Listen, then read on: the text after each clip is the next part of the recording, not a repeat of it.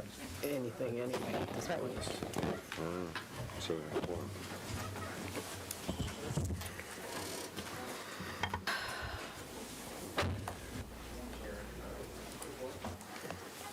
And you ready? I'm ready, yes, thanks.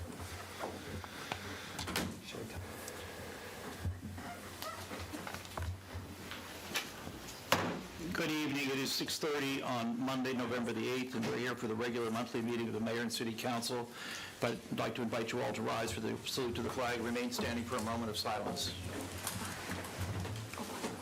I pledge allegiance to the flag of the United States of America and to the republic for which it stands, one nation, under God, indivisible, with liberty and justice for all.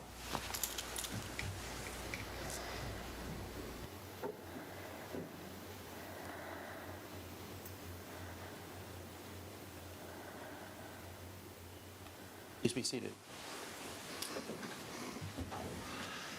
Thank you all for coming out. We have a very full house tonight, and I know we have people out in the hallway. We have several things that are going to happen here early on, and I suspect some of the people seated will choose to leave after we complete some of those activities, so there will be seats opening up. Those of us at the table will most likely remove our masks as we go through the meeting, and anyone in the room, we ask that you keep your mask on, except when you come to the podium to speak or address the council. I have a few announcements to make, to share with you all before we get started. Yesterday, as many of you are aware, the 946 Transportation Company deployed for Fort McCoy, Wisconsin, and I want to thank this community for all the efforts that were put forth by many, many organizations, not the least of which was the American Legion Auxiliary. An exemplary job of welcoming these 100 soldiers and helping them get ready for their deployment, which started last evening when they left town at 5 o'clock. They had a 20-hour bus ride from here to Fort McCoy, and they should have arrived there about 2 o'clock this afternoon. So it was a very long trek for them. These men and women are deployed to Fort McCoy to assist with the integration of the Afghani refugees, and they will be deployed for a full year. It's quite a disruption, and the 946th quietly goes about their business and while they're here in this town, and we hardly know that they're here, and many of them for the last year have not been able to drill here, so this was quite a deployment for them, quite an effort, and I commend everybody in this town who went out of their way to make them welcome. Restaurants, churches, civic organizations stepped up to provide food and beverage, and as well as manpower to assist them, and I really think that it's just a fabulous illustration of how we come together as a community. Thank everyone for your efforts. A couple of other things. We had a meeting last week of the Board of Health, and Dr. Cowan made a recommendation that we proceed with Hospitality Night, which will happen on December the 2nd. I'm sure Hospitality Night will be shaped differently than it has been in the past, but we will have Hospitality Night, and it will be followed on Saturday at 5 o'clock with the Christmas parade. Santa's house will operate as it did last year with a mailbox outside, and Santa will be receiving guests at the door, but there will not be Santa in the house for visits. So you'll be able to stop by and see him, but you won't be able to sit in his lap. So that's the story with Santa. Many of you have watched the crane on Gills Neck Road that is preparing the bridge to move. And right now, we are anticipating that bridge will move the latter part of this month, around Thanksgiving.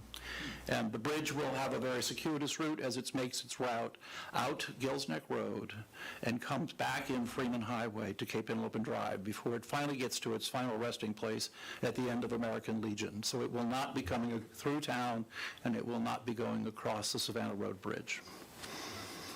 I'm sure everyone has read, with some dismay, that the new road will be closed beginning this Thursday until the 22nd of November. That's going to create a lot more traffic on both Savannah and Kings Highway as they continue to do the expansion and install the traffic circle there. Coupled with that, if that wasn't enough about traffic, Savannah Road lane closures are going to be starting this month also with the installation of sidewalks. And that will go from now until early spring. And so there'll be lane closures there, but not complete closure. In addition to that, I have a couple of items that we need to just give you an update on that will hopefully help you understand how this meeting will progress. First of all, item H1, which is discussion and update regarding the status of the implementation of the beach parking recommendations. That will be only a discussion of the status of what's going on, or what has taken place as they've started this process, and so there will be no votes taken on this. It will just be a discussion. And then item I1 is presentation from the Delaware Emergency Management Agency regarding the National Incident Management System and Incident Command System and municipal training. And unfortunately, the person who was going to make that presentation is not able to join us tonight, so we will not be having that presentation this evening. It will be moved forward to our December meeting. That's all the additions and deletions I have. Does anyone at the table have anything they'd like to add? Okay. Hearing none, then I think we can move on. We have several proclamations here, but first of all, we need to recognize the retirement of PFC Brent Layfield. Officer Layfield, could you come forward, please? We didn't know who you were in suit, man. It's not a uniform. We walked right by you.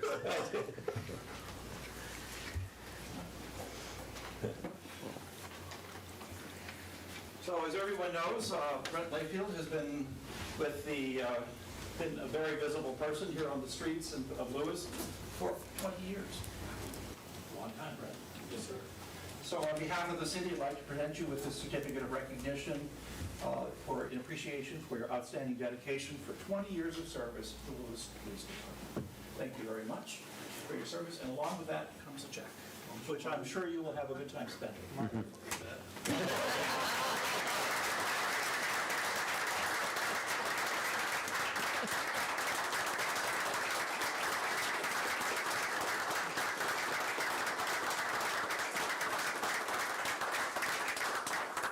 And I'm sure that you won't be a stranger, because I know you have a business that you've been working on the side, and your lawn business, and I think we'll probably see more of you in town. Yeah, I took over another one doing property management too as well. So I'll be in town. So we'll be seeing plenty of you. Thank you. Chief, would you like to have some comments? Yeah, thank you, Mayor. Brent, I'd just like to personally express my gratitude for your over 2 decades of service. You certainly left a great impression on lots of residents here in Lewis, just with your kindness and the way you treated them, and from me, from your fellow police officers, thank you for your dedication and service. We do appreciate it. Thank you. I look forward to seeing you on the streets. I'll be around. Thank you very much. Thank you. That's right.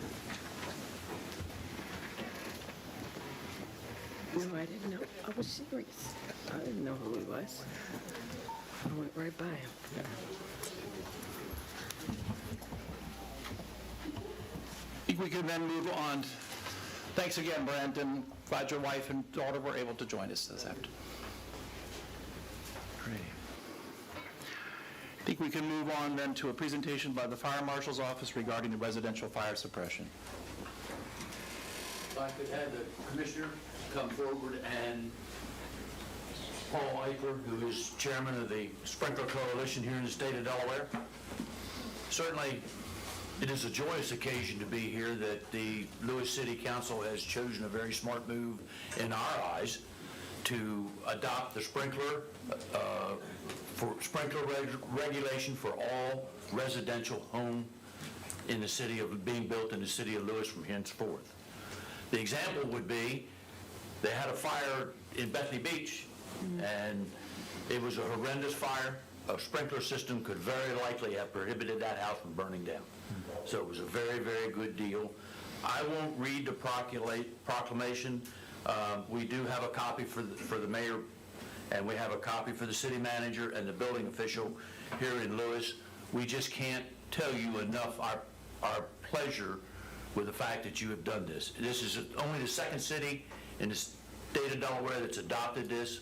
It's very progressive, and I know you may have taken some stuff over it, but I think it'll be very, very good for the Lewis Fire Department and the city of Lewis down the road, that's for sure. And we thank you very much for that. Thank you very much, sir. Present you the resolution. Okay. Great. Thank you very much. Thank you, sir. Thank you. Yes, thank you all. Thank you. Sure you can. Doesn't break the can. You want me to come around? Is that what you want?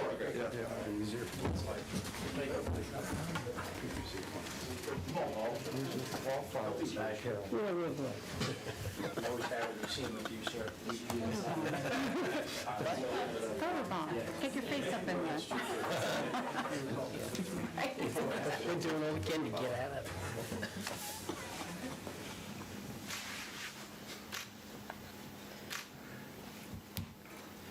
Thank you. Thank you very much. Very much for being here tonight. Very, very good. Thank you. Mr. Mayor, thank you. Thank you. Paul? Thank you. Good to see you.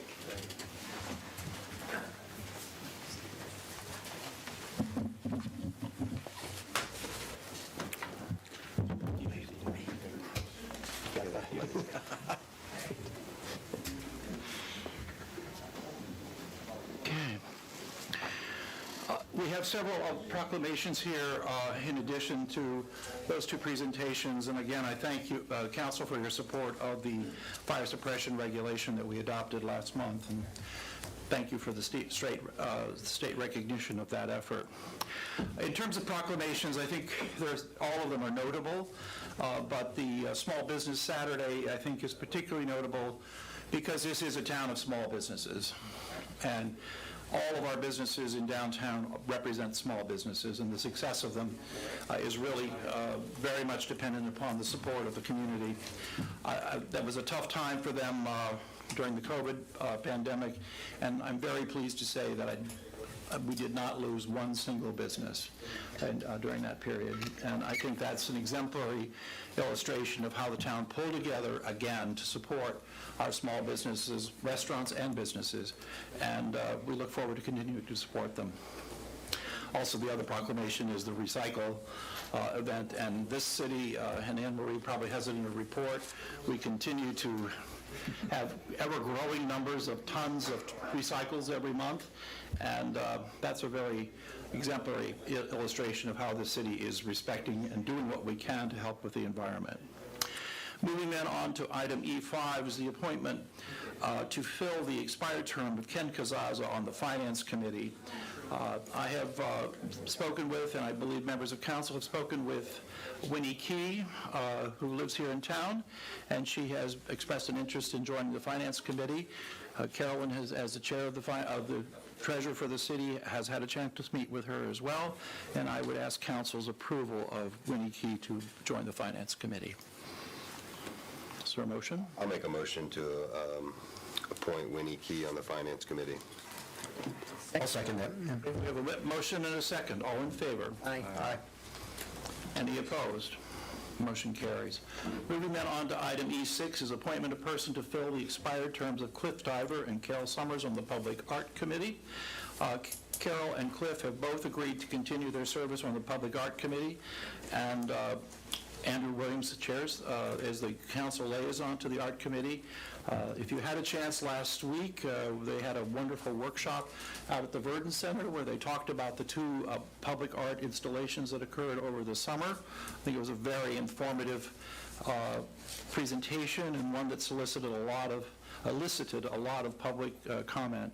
I think our Public Art Committee is really doing a yeoman's job here.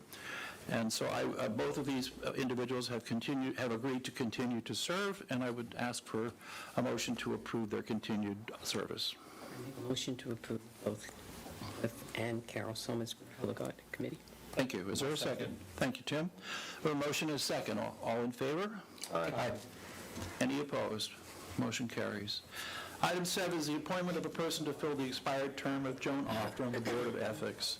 I've spoken with Joan Offner. Joan has been a member of the Board of Ethics, and she is interested in continuing her service on the Board of Ethics, and I would ask council's approval to reappoint Joan to that board. Make motion to appoint Joan Offner. Thank you. Is there a second? I'll second. Thank you, Andrew. The motion is second. All in favor? Aye. Any opposed? Motion carries. Then we have a consent agenda here, which consists of the mayor and city council meetings from numerous meetings and public hearings, and the Board of Public Works meeting minutes from several of their meetings, as well as the financial activity reports, the police activity report, and the fire activity report. Is there any one of those items that anyone would like to pull out? Go ahead. I just wanted to pull out the police only to give the chief an opportunity to talk about some of those training courses that, one, the whole department took, but I think some of your staff also took some specific training, so I think it might be useful for the community just to hear about what's going on there. Sure, thanks, Andrew. Early October, the police department, in cooperation with the Lewis Police Foundation,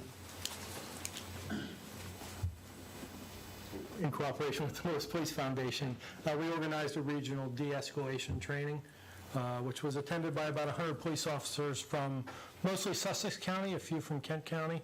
It was put on by the International Association of Chiefs of Police, Department of Justice, and we were taught by instructors from the Force Science Institute, which is probably some of the best police trainers in the country. The two-day event was well attended, and we all received some really good quality training. De-escalation is something we do every day. This kind of puts some of the science behind it, and just really our main focus was to train as many Sussex County municipal and state officers that we could to help resolve incidents more peacefully. So, I commend the Police Foundation for their assistance, as well as the attendance from, I think it was 16 agencies in total throughout Sussex County and a few from Kent. So it was a great 2 days, and I thank everybody here for their support for that training as well.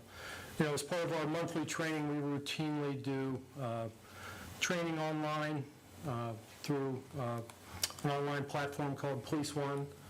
This month, we also did a bunch of other,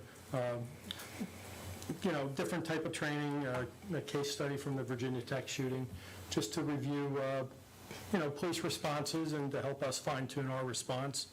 We did one on motorcycle gangs, not that we have much issue here in Lewis. Some crowd control overview. So we routinely do that every month. Every month it's different. We do different cycles of training, and it's really good training that's available online to us. So thanks, Andrew. Yeah, thank you, Chief. For the audience, you may have noticed the chief is growing a beard. Yes. That's part of the Movember exercise. Is that correct, Chief? That's I right. think most of your officers are indeed participating in it. No shave November. It's a little gray. I don't like it, but I'm here for the cause. Okay, well, thank you. I would also note that there, council's had a chance to review minutes. I think there were some minor corrections, Yes. but nothing that was substantive, correct? There were some clerical corrections that will be passed along, but the substance will remain the same, Right. unless you make a motion to change something. Yes, okay. No, I think we're good. Okay, so I would entertain a motion to approve the consent agenda as presented. I'll make a motion. Approve the consent agenda. Is there a second? Second. All in favor? Aye. Any opposed? Okay. We then move on to item H1, which is discussion and update regarding the status of the implementation of the beach parking recommendations. We skipped the city manager's report, my mistake. I think so. Anne Marie, you got two items coming up together here. Okay. Thank you. Melody, I'm going to ask for you to control the slides since I don't have a clicker, so. All right, so October, let's see what's next. Okay, we have several capital projects going on. The restroom at the Rollins Center is coming together. It's still kind of on track to be done in December, but the supply chain issues are causing some unpredictability there. So we're still hopeful. We're not quite as confident as we were earlier on. The Pilottown Road project, BPW's project, has resumed and will continue through the winter. Again, that is, they've replaced the water main. They're now doing, and they line the sewer, they're doing the services. and then at the end of the project, they will pave the road. The Ship Carpenter Square repaving is complete, so the crosswalks at Cedar and Savannah will be done at the end of this month, and Tennessee Avenue was supposed to have been started. Oh, it's scheduled for Wednesday. There you have it. So that's our capital projects. Kayla Pedrick was promoted from customer service specialist to city clerk. She would be here with us this evening, but she's not feeling well, so she's working from home. And then we are recruiting for maintenance worker 2, assistant building official, customer service specialist to fill Kayla's vacancy, and we have several openings for police officers. The subdivision code subcommittee has continued to meet to rewrite the subdivision ordinance. They are planning a workshop for November 23rd at 10 a.m. to 1 p.m. at the Rollins Center. All right, 10 a.m. to 1 p.m. at the Rollins Center. And it will be lots of hands-on activities, sticky notes, stickers, all kinds of fun stuff.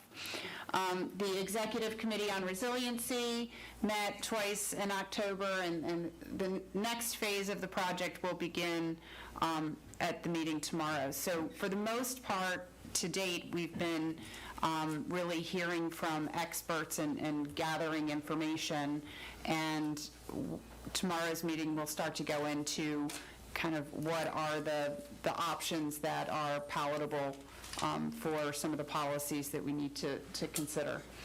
The Planning Commission met on October 20th. They reviewed the lands of Thomas Minor Subdivision and the draft changes to the Source Water Protection Overlay Zone. We had a consistent building permit activity. We had, I think it was a total of 46 building permits issued during the month. A lot of them were mostly residential renovations. The trash is actually down a little bit from last year, with the exception of yard waste, but trash and recycling are down a little bit for the same month last year. And 66 bonfire permits. So we're down from the peak of the season, but that's still holding pretty strong. And then we had 17 new business licenses, and I think that was 8. It's like, I can't see the number. What? and either. Hold on. 12 and 4. Okay, so clearly I can't read if we're trying to figure out what that means. So 12 new business licenses, 4 new rental permits. And again, some of the rental licenses are coming in because of the activity through the host compliance. Emerging from the pandemic, we had trick or treat this year, so that's a good thing. Hospitality night, as the mayor said, is on for December 2nd, and the parade for December 4th. Training, Melody attended the ICMA annual conference in Portland. Ellen, Lorraine, and I were a little less adventurous. We attended virtually, so we were here. And then on the 15th of October, along with Savannah Edwards, I presented training to the Municipal Clerks training program on land use administration. On October 19th, city supervisory staff participated in performance evaluation training. It was actually very good training that we received. The mayor and I met with the Sussex County Association of Realtors to talk about the possibility of a storybook trail. I think we're just in the very beginning talking stages of that. Our staff has met with Jeff Goodman of Granicus. He's a consultant, and they're submitting a proposal for us so that we can we'll evaluate their proposal to see if they can help us develop our process forward on how we develop regulations for short-term rentals. Several of our staff participated in a virtual meeting with Senator Carper that was hosted by the League of Local Governments and the National League of Cities to talk about the federal infrastructure plan. Staff met internally to look at the scope of what we need to do for the repairs, primarily to the Fisher Martin House. We had a progress meeting for Lewis Waterfront Preserve, so if you go on New Road, you can see that the activity has started there. On October 20th, the Delaware State Archives, Friends of George H.P. Smith, and members of the late former mayor's family dedicated the new historical marker in George H.P. Smith Park. And let's see, the mayor and I talked to WMDT about promotional packages, so I'm not sure, we haven't committed to anything, but they're looking to try to better promote the Lewis and Rehoboth areas. We also had a meeting last week to discuss updates to the emergency operations plan. I'm sorry, I say last week, it seems like last week, but it was 2 weeks ago, the 26th. And then I met with Mark Harris to discuss getting started on this ad hoc committee to review the Code of Ethics. The first meeting was scheduled for last Friday. We all kind of went away with homework, and we're coming back on the 19th, and we're going to be meeting 2 weeks after that, and then we'll figure out where we are and where to go from there. A number of our staff participated in a meeting hosted by Sussex County on the Sussex County Hazard Mitigation Plan. The Finance Committee met on October 13th, and the Capital Projects Committee met on October 21st. So it's been a busy month, and I'm anticipating busy months ahead. Emery, what is that WMDT is trying to do? They're trying to, they're looking for ways to promote the Lewis Rehoboth area. So we need help? well, the businesses in particular. So I expect that they'll also be meeting with Betsy to see if there's something that the chamber would be interested in. They've actually put together a small video, and they're looking for sponsors that would have a little spot in the video. It's really, NBC, that is the new ABC affiliate, and based in Salisbury. And so it has been a very busy month. Thank you very much, Anne-Marie. I neglected to mention one thing, I'll just add it to your report, and that was on the 18th, the University of Delaware hosted 4 ambassadors from Croatia, Cyprus, Portugal, and Denmark to talk about sea level rise and climate change. And this was part of a multiple ambassador visit. There were 12 ambassadors involved. 8 of them went to upstate to the University of Delaware campus, and 4 of them came here. It was a very interesting panel, and Secretary Garvin was there, as well as Senator Carper staff, and actually Senator Carper himself. It was very interesting to hear how these countries are dealing with the same conditions and the same issues that we are dealing with here in terms of sea level rise and climate change. I look for more of that to happen going forward. I think that all of the ambassadors who are here, these are actually the U.S., these are the ambassadors from those countries to this country. So it was a very high-level meeting, and the feedback I've gotten so far is that they felt it was a very worthwhile event, and look forward to working with us. I'm hopeful that we can talk some of those ambassadors come back and have a community discussion, which would be broader than what was available. Perhaps some of you watched it. It was available on YouTube, and perhaps some of you did watch it. It is still available through the University of Delaware site, so it's worth listening to. And you didn't mention, but Mayor Becker represented Lewis very well as one of the speakers. So. Thank you. So, are there any questions for Anne-Marie's report? Thank you very much. It's been a very busy month. It has been a very busy month. Okay. Yes. Moving on then to item H1. Anne-Marie, I think the floor is yours again. So this is the discussion regarding the status of the implementation of beach parking recommendations. Great. So I have the narrative of where we are up on the screen. But as you recall, back in February, a number of the recommendations from the Beach Parking Committee were assigned to staff to work on developing a plan for implementation. One of those things was the development of a parking permit program for Lewis Beach on-street parking. And one of the other big things was addressing inconsistent signage regarding no parking. One inconsistency in that there's different wording on signs on different streets, but we've also found a number of other inconsistencies. So Janelle actually mapped the locations of all of the no parking signs, including the language on the signs. We've looked at that in conjunction with the areas identified in the code as no parking and areas identified on the Bay Avenue signage plan as no parking. And there are inconsistencies among all three. So as we determine how to address this, one of the things that we will want to discuss with mayor and council is, do we want to keep putting these, all of these things are in the code, and it's not, well, we found it as we were looking at the parking on Lewis Beach. We also found it in other areas of the city where there are areas identified in the code as no parking, but now we've changed it and we're allowing parking, or vice versa, where there are no parking signs, but it's not identified in the code. So that's something that we're going to want to, at some point, get some direction from mayor and council on whether it's something that you want to continue to do is have it in the code.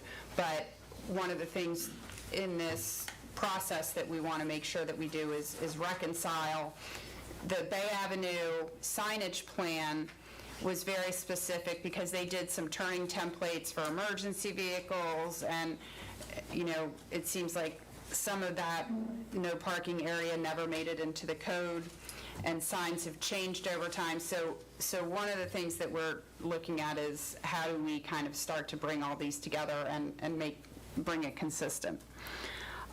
The other thing, GMB has worked with us and has done a conceptual, I'm going to underscore that word, conceptual delineation of parking spaces on Cedar Street and on the side streets off of Cedar. Some of these potential, and again, I say potential, parking spaces would require the removal of encroachments. So for the purpose of display, what we did is we called them out in a different color so that as we start to get into discussing where the parking should be delineated on the street, we know which ones are clearly able to be parking spaces right now and which ones would take further review. And the attachment that's attached to the agenda does have the count of parking spaces if you just do the ones that don't require removing any encroachments versus, what the total inventory would be if we looked at removing encroachments. Again, this is all conceptual just so that we have all of the information in front of us. The information compiled to date, I feel like we've put a lot of information together, and we think it's important before we really move too far forward with anything. We think it's important to engage the public. So we are proposing that we have a workshop for the public on Wednesday, February 2nd at 4:00 p.m. At the workshop, we would look to engage residents on, one, the conceptual delineation. So, if there's a tree that, you can't take this tree down, it was planted by my grandfather, whatever, we have the value of that interaction. We would also kind of put out some options for how a permit program would work, including issues such as whether we would break the area into zones, group 3 or 4 streets into a zone, or whether it would be first come, first serve in the whole Lewis Beach area, whether permits would be issued only for the entire season, or whether we would do weekly or monthly or shorter increments, and whether there would be a physical permit, like a hang tag. Dewey Beach, I know, does a hang tag, or if it would be license plate registration. Challenge with license plate registration is if you have a rental and you want your renters to be able to use it, a transferable hang tag is a little easier. And then we identified some things that really happened during the Bay Avenue project that are on the Bay Avenue plans but have never been put into the code, that we think if we want to make sure that they continue to be implemented, we should look at putting them in the code. And those two things are the emergency access streets and how the parking, because again, that was something where the emergency access streets were designated so that emergency vehicles could get to residences if there was a fire or, a medical emergency. But over time, if we're making changes to the street and not looking at the plan, they can get out of sync. So we thought it would be worth putting that in the code. And then the other thing that's in the Bay Avenue plan is that you've got the 12-foot paved roadway, and then on the Bay Avenue plan, the compromise that had been reached, because there was discussion back then about removing encroachments as well, the compromise was that 2 feet on either side of that 12-foot paved area would remain clear, and over time it's kind of grown up and it's not clear and it's not codified anywhere. So I think if we're going to try to maintain that, it's worth putting it in the code so we have something to fall back on, because the further we get away from the Bay Avenue plan, the less frequently we pull those construction documents.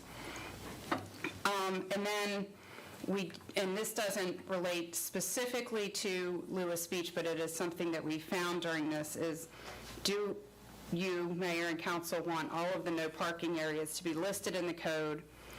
And along with that, do you want, because currently we do, have all traffic control devices, stop signs, yield signs mainly, listed in the code? The reason we ask, and again, we're not looking for an answer tonight, this is just to kind of get you thinking about it, is that there, over time, has become inconsistency. So what's in the code and what's on the ground are different, and one way or another we need to true them up, whether it means we change the code, change what's on the ground, or take it all out of the code and go with what's on the ground. Those are kind of some of the options that, we'll need to think about. But at some point in the future, we want to move toward consistency. Great. So that's what I got. Great. Thank you very much, Anne Marie. I know that the administrative staff has been working on this, and I know you've had several meetings to come up with this recommendation. Yes. And all of this information, including the proposed parking spaces, will be on the website if they're not already, correct? Right, well, it's all attached to the agenda, but I think what we're going to do is similar to some of the other projects we've worked on, is we'll create a project site, and we'll put all of that I think that would be an excellent idea. so that it's I all... know there's a great deal of interest. I see many people in the audience who were part of the audience when we did Bay Avenue, and I'm the only person sitting at the table and who was here when Bay Avenue was done. So I know we came to a compromise after a lot of discussion. There was a lot of give and take, and I thank everyone, and I think that we all agreed that when it was finished, it was a very good, very successful project. I thank Charlie and GMB for their efforts on doing that. And we even had a discussion about porous pavement, which continues to perform very well in spite of the initial skepticism about that. So I think your idea of suggesting a public meeting after the holidays on the 2nd of February is a good one. Hopefully, everyone who is interested will be able to participate, as we are still doing Zoom meetings, and I suspect we will still be doing those in February. People who might be out of the area will still be able to participate in that meeting. And the fact that this will be on the website in its own area for a couple of months prior to the meeting should give everyone adequate opportunity to look at it, consider it, and formulate any questions, and we would welcome input prior to the meeting. And our staff will be going out and kind of looking at each of these areas so that we're not just working from a map, so that we're seeing things firsthand. A lot of it we have seen firsthand, but not necessarily with the map in our hand. I have a couple comments on this. First, thank you, Anne Marie, for all the work you've been doing with your staff. I know I've bothered you a few times asking for updates, and it's of keen interest to me that we have some sort of law and order, so to speak, in Lewis Beach when it comes to parking. Many of us have experienced a lot of unfortunate situations over there, and I think this is a terrific step forward, and again, kudos to you and your staff for all your work. I've gotten a fair amount of feedback over the last 3 or 4 days about a number of things, generally positive. I think people are excited that we're moving forward and we're exploring this in a very transparent way. The workshop, I have a concern about timing. After thinking about it and talking to others, February 2nd seems to me, because it's a Wednesday and it's at 4 o'clock, is presenting some problems for some folks. I'm also thinking that we could try to move it even sooner, if possible. I mean, we're now here in, early November, and I think between now and then, we're going to get a fair amount of feedback from citizens and residents on Lewis Beach, and so while we consider those and incorporate those, I think by the time we get to the public workshop, I would hope that we are in a much more educated position, that we can get closer and closer to a final proposal. You can get to a final proposal for council to consider. So, but I just wanted to make those comments, and I'm encouraged that what you just said about staff going out in the field, going out on Lewis Beach and on the streets to actually see how some of these delineated spots, where they actually are. I mean, I know I've received a lot of feedback about certain spots that aren't even, they're listed on the map, but there's a tree there. Right. There's a thing. Right, Yeah. and there's, Yeah. and some, some are trees, some might be small shrubs, and Yeah, no, I think that's a great thought, but just wanted to thank you for all your work, and I think this is a first good step in that we're having an opportunity to get an update from you. I was going to ask you, do we have, I've encouraged people to submit written comments and such, but do we have a few minutes to have, if anybody wants to speak on this and have any comments? It would have to be brief because we have a pretty... Right. I would say that we would want to limit contact at this point, comment at this point, but we could certainly take a little bit of feedback. can I, just to your points, can I ask a question? So are you thinking like a Monday or a Thursday and maybe later in the day? Later in the day, I would think. At 6 o'clock. People are concerned about... Okay.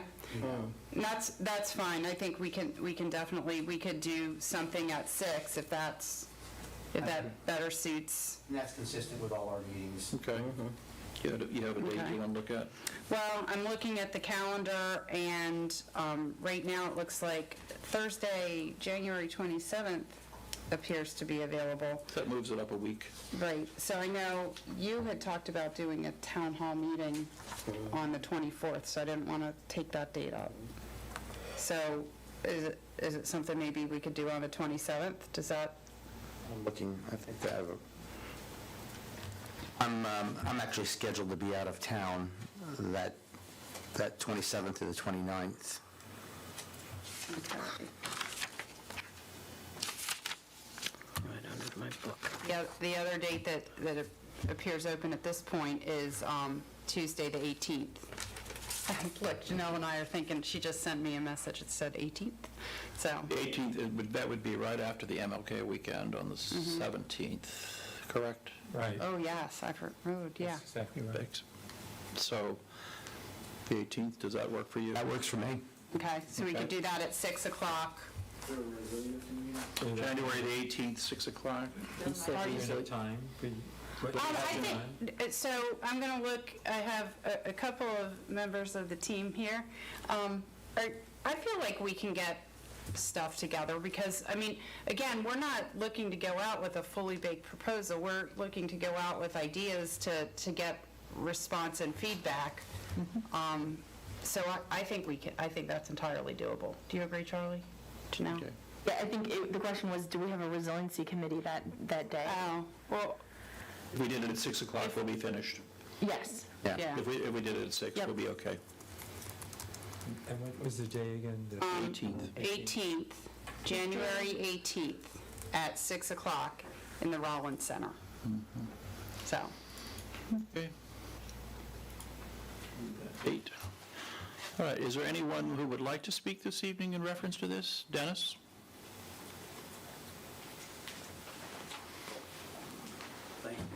Thank you. Mayor, council, everyone. It's different being on this side. Yeah, and I appreciate all the work that has been done by staff on this, but I want to comment in a different light here. You know, I have some concerns with the content of the memo, and I have some concerns about the process going forward. When we did the first and second beach parking committee, we recognized the signage was needed to be addressed, and during that time, that's why I was looking on the website for the recommendations, but the recommendations were that the city would put together a proposal on how to deal with the signage, and I don't see any of that in the memo. We haven't done, I mean, we've found the inconsistencies, but we haven't Well, developed. to put it all on a map for the public to try to digest all the issues that are there, I was expecting that there would be something, that the city would draft a proposal to address these signage issues, the language. It's not difficult to be consistent with the language. There was one of the other issues, as by way of example, is that both committees recommended mailboxes be clustered at the end of the street. That hasn't been done, and when you're looking at parking spaces, we all know that you're not allowed to park in front of a mailbox because the mail won't deliver the mail. If you're going to cluster mailboxes, you're certainly going to create more opportunities for public parking. They're the kinds of things that I thought would be done, or at least recommended, before we had a public meeting. And at the public meeting, the way this reads, is you're expecting the public to come in and make comments about how to fix the signage, whether or not to do the club. That's the way I read this memo. No, the main things that would be the public meeting or public workshop would be the delineation of parking options on how a permit program would go. There are other things, such as how we want to deal with the inconsistencies in signage, which is a citywide issue, that we think that needs further review by mayor and council as to how they want to deal with it. It's not some of it is an operational issue, but some of it is a policy issue for mayor and council. As it relates to the mailboxes, the Postal Service has said they will not cluster them like they did on Bay Avenue. If we're going to do cluster boxes, it's going to be the boxes like you have at in a new development, where it's one big box and people would go up, and if everybody's not in agreement, that it can't be done, that we can't do some and not all. So that the mailbox issue became much more challenging once we got feedback from the Postal Service. And that explanation is something that would have been really helpful to the public going into a meeting on February the 2nd, or now in January. So I think that there's a missed opportunity to present some draft proposals and outline the issues. That's not there. What we have is about a 6-page document that identifies all these things, some of which is inaccurate, and it's difficult for the public to come in and make a quality comment without more information or not some proposals. That's number one. And then the issue about the agreement, a compromise on Bay Avenue residents, I'm not aware of that. I was very involved in the resolution putting Bay Avenue in, and a wonderful job was done. But I don't know how anybody could have done a compromise on clear space, no vegetation on the bay side of Bay Avenue. There's no right-of-way there. That's all private property. That's my property. I live on the bay side. My property line goes up to Bay Avenue, the paved surface. Also, on the other side of Bay Avenue, on the Cedar Street side, there are a number of properties whose property lines actually go into Bay Avenue. So I don't know how there could have been any kind of agreement that on both sides of Bay Avenue, there's going to be 2 foot of vegetation clear. I just don't see it. I don't know how that could have been done. And Ted, I don't know, you worked on it? You were the primary. I would ask either I'd like to Charlie see that or in Mayor writing, to- I'll tell you that. We recognized, Dennis, in the process that there were some properties exactly as you described, that where there wasn't the right-of-way to have it. But then there were other properties where there was the right-of-way. Yes. And that's what this agreement came to. That's not what this says. Yeah, I understand that. There's no clarity in here. Okay. And that's part of my problem, or my concern with the memo. When the public reads this, they don't know a whole lot of this information. And how are you going to walk into a meeting on I think February between- 2nd and make a constructive I comment? think between now and January, there can be a lot more clarification Well, added that's to the this. next thing I was going to say, the process itself. I think that instead of having everybody write their comments in, you don't get the benefit of hearing what other people say. Sure. And I would like to suggest that there be some sort of fair, open process, a public forum for people to raise their concerns in public so that we can hear one another. It's just, to me, it's... I think that's what's planned for process the 18th. really does Dennis. need to be reviewed, in my opinion. I thought for the 18th, though, we were really going to try to make it interactive Okay. so that people could, come up to a map and say, oh, but, this is why this doesn't work, or, to really have it as an interactive workshop, not respond to this, because again, we're still building it. We're still trying, one of the big criticisms we often hear is that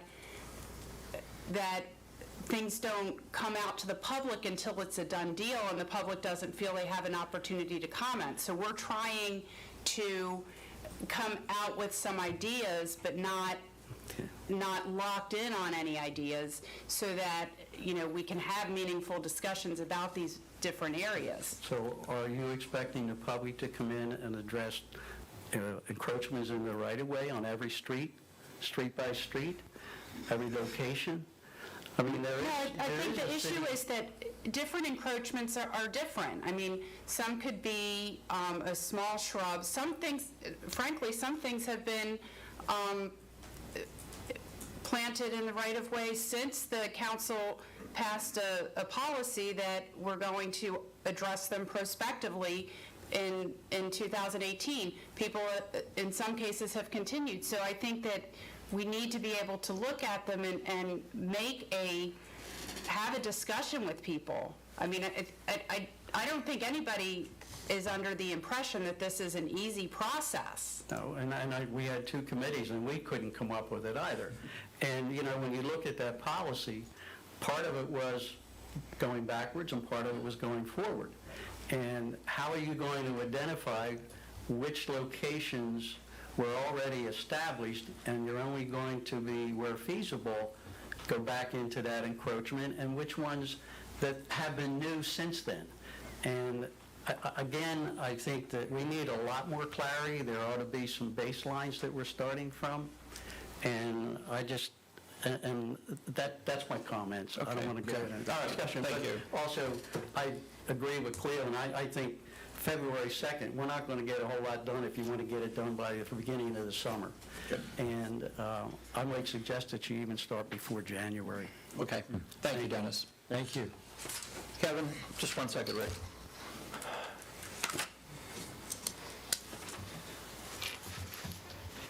Thank you. Kevin McGinnis, 1108 Bay Avenue.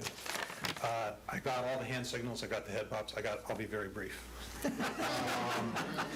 The point I just wanted to raise, I want to thank you for being interested in coming out and visiting Lewis Beach and seeing what's going on there. I also would encourage you, while you're visiting, please knock on a door. Please talk to us. I think we might have something to offer if there is interest among the staff. I'm not going to get into all the specific details. I'll be happy to submit some questions for the record. I just wanted to offer, having had the wonderful joy of being on the Lewis Beach Parking Committee, I wanted to suggest that you might want to create a framework around the discussion. What really hurt that committee was no one explained what was the goal we were trying to create. How many spots do you want? And I remember very early in the years, Mr. Sliba, you may have remembered, we asked a basic question. How many spots do you want? How many spots do we have? What's the difference? And then it's easier to get there. We never got there. Let me just finish before. No, I agree with you. Okay. I want to address Okay. that, because that is some of the discussion we've had, so. And so I think that would be helpful. I also think it would be extremely helpful if, before you start soliciting public input, you work out some of the issues the city manager has raised about what's going to be the rule on on stop signs. How far back can you be from a stop sign? When does it start? How are you going to address no parking? Easy. All of that is going to end up shrinking. What are the possible places you could put? Having that worked out in advance is going to be a lot easier.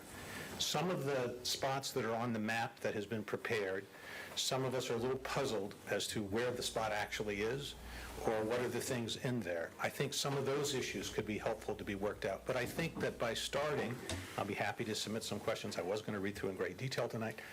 I'll be happy to submit that for the record. But I just ask that you create a framework and make some decisions, or at least have some proposed decisions in which the discussion can be had. I think that will eliminate a lot of confusion and a lot of angst. So Kevin, to that point, because I agree that there's been, in the prior beach parking, the most recent beach parking committee, one of the things we were kind of hitting our head against the wall on is what's the objective in terms of, and this came up among our staff, and the question was, is the objective to get as much on-street parking as we can? And my response was, my understanding of the objective when it was, when some of the recommendations were brought forward, was not to try to jam in as many spaces as possible, but rather to lend order and predictability to what exists, so that we're, and I think, but those are kind of those qualitative discussions that we have to have with the residents and with the council and with others in the community, because those numbers are on the exhibits that GMB did, and I would be, those numbers are on the exhibits. Right. Absolutely right. However, I don't think all of the spots that are counted to reach those numbers are accurate. I also think the city, Google's map that serves as the predicate, it looks like, for the analysis is out of date. So there are quite a few homes, there are driveways, there's other stuff going on that isn't represented. Again, you have to start somewhere. It is a process that has to be done. But I'm encouraging to address some of the macro issues before we start having, because if you're on a street and you have 4 spots on the street, but it's a public access street and you're going to decide no parking on a public access street, we don't have to have the debate about where the spots are. So I just wanted to offer that. I'll be happy to submit some of the questions we had raised, but I hope you will give that some consideration before we start interacting with the public. We will. Thank you. Thank you, Kevin. Rick. I think after Rick, we'll move on to the next item. I'm going to be very brief too. Rick Quill, 470 East Market Street. I'm a little reticent on putting this out tonight, but it may move a little bit of the parking issue on the beach side of town. That I met with Janelle and Robin Davis about a week and a half or 2 weeks ago, whatever it was, and again, I don't want to put the cart in front of the horse, but the site across from the Dairy Queen, if we're in the process of developing that at this point, and we're going to submit plans, but part of our initial plans are to provide all-street parking, and initially it is maybe 12 to 14 spots. So that'll be a mix into the beach parking community that you might be aware of. And I know you guys have talked to me back in, I think, April or May about Alaska Avenue improvement. So more will be coming with that, but I just will let you know that that's one of our, part of our development that we would like to consider. Okay. Thanks. Thank you very much, Rick. We'll take one more comment, please. It's very short, and it's regarding the upcoming meeting. Okay, thank you. Please identify yourself and your address. For the record, please, just if you would identify yourself. Sure. My name is Keena Ross, 11 Vermont Avenue, and thank you all for the contribution that you make to our city. and I won't take any more time on that, but it is appreciated. All I wanted to put forth about the upcoming workshop meeting is that we need, I believe, to give better notice to the people that are affected, our citizens and homeowners. So however that be, beyond just our social media, local media, electronic, but maybe some written notices or postcards. I know with Sussex County, they send a postcard. If something's happening in the area, your property's affected. The other suggestion I have is that the venue that is chosen for this, if we really want to make it a workshop, let's make it big enough that we can get a lot of people in and yet still follow protocols if we need to for COVID. Okay. After that, I'll stop. Thank you. Thank you. Okay. Okay, obviously, there's lots of work to be done with this, where it's, and we're just getting started, but I do think several of the comments that have been made here tonight can be better clarified in the coming weeks and put on the website so that we can have this. I appreciate your comment about a larger venue and better notice. We can certainly work on that. That's a very reasonable request. The larger venue, and I just want to put this out there, I mean, I could talk to Leah Roselle and see if the library, the problem is I'm not sure that the Zoom, because so one of the things that came up in the discussion about doing something in January, February is we have a lot of people in the community who are in Florida and who would not be physically here. So we thought that a virtual component is very important. And I'm not sure if we can have interactive virtual from the library. Let's just check it out. So we can certainly check it out, but that has been one of our... Right. Potentially also you could have a simulcast where you do from Motor Violence, and then people could go over to the library and watch the simulcast, and when they want to ask a question in real person, they could come over. Sure. Right. Okay. Hope it's not cold. That's a long walk in the cold. Okay. All right. So there's lots more work to be done on this. We will target the 18th of January for this continuation of this discussion. In the meantime, there's a lot of work to be done. I think then we can move on to item H2, which is a discussion on the upstate on the process going forward regarding the ordinance to amend Article 2, Administrative Responsibilities, Article 5, Dimensional Regulations, Article 7 of Off-Street Parking and Loading, and Article 12, Administrative Reviews, Variances and Special Exceptions, Article 13, Conditional Uses, Article 14, Developmental Plans, Certificates and Permits of Chapter 197, Zoning of the Municipal Code of the City of Lewis, Delaware, by amending Section 197.20, Historic Preservation Commission, Section 197.21, Commercial Architectural Review Commission, Section 197.22, Building Official Section 197.55, Building Height, Section 197.61, Off-Street Parking, Section 197.62, Off-Street Loading, Section 197.91, Administrative Review, Appeal of Administrative Decisions and Determinations, Section 197-95, Application and Review Process, Section 197-101, Zoning Compliance Report, Section 197-102, Temporary Use and amend Section 6, Access to city streets and alleys, and Chapter 167, Streets and Sidewalks of the Municipal Code of the City of Lewis by amending Section 197-67-16, Design Standards, and breaking it into multiple ordinance based upon the subject area. We put this on the agenda last month. We had a public hearing on the 26th. Obviously, there was a lot of information. There was a lot of discussion about how broad this agenda item was, and I think we are not prepared to take any final action here tonight, but I think there is considerable interest in breaking this into more manageable size various ordinances. Janelle, would you like to comment further on that? So since the public hearing, staff's gone back and created 5 different ordinances to cover the 5 different sections that were really discussed at the public hearing. One would be regarding the roof pitch in the R3H district. One is the code corrections and the clarifications. The other are the height exceptions, which are the changes to what's allowed to encroach into the height, and that includes the roof decks. The fourth one would be the driveway and access points, which would be clarifying some inconsistencies in the code and only allowing one driveway access throughout the city.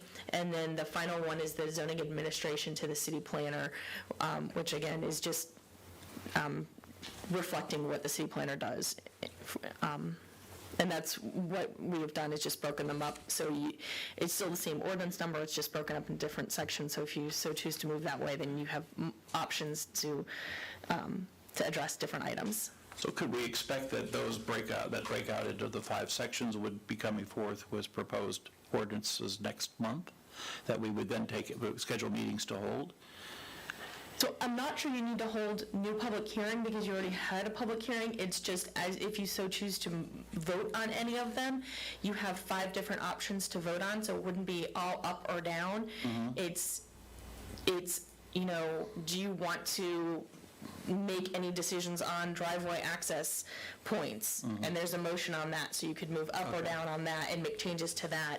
Or if there's any code corrections that you wanted to make changes, if you just wanted to identify the code corrections, you could do that. If you wanted to deny another one, then you just deny that certain item or approve those certain ordinances. So it's no longer all grouped together, it's separate, but since you've already held the public hearing, you've technically already held the public hearing, and it's just how you would end up voting on the items is you'd have 5 different options to vote on. Okay, so we did hold the public record open until tomorrow. Tomorrow at 4, yes. And the planning commission is planning to have this discussion on the 17th. Correct, next Wednesday. So we have plenty of time to get more information. Correct. And some of those items that you're proposing to break out may come back to us feeling, this council may feel like they need more information. So there may be a need to go back and have a public hearing on some of them. That is so your choice. Right, okay. All right.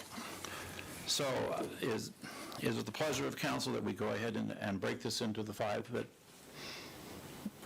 ordinances that Janelle has described? Yes.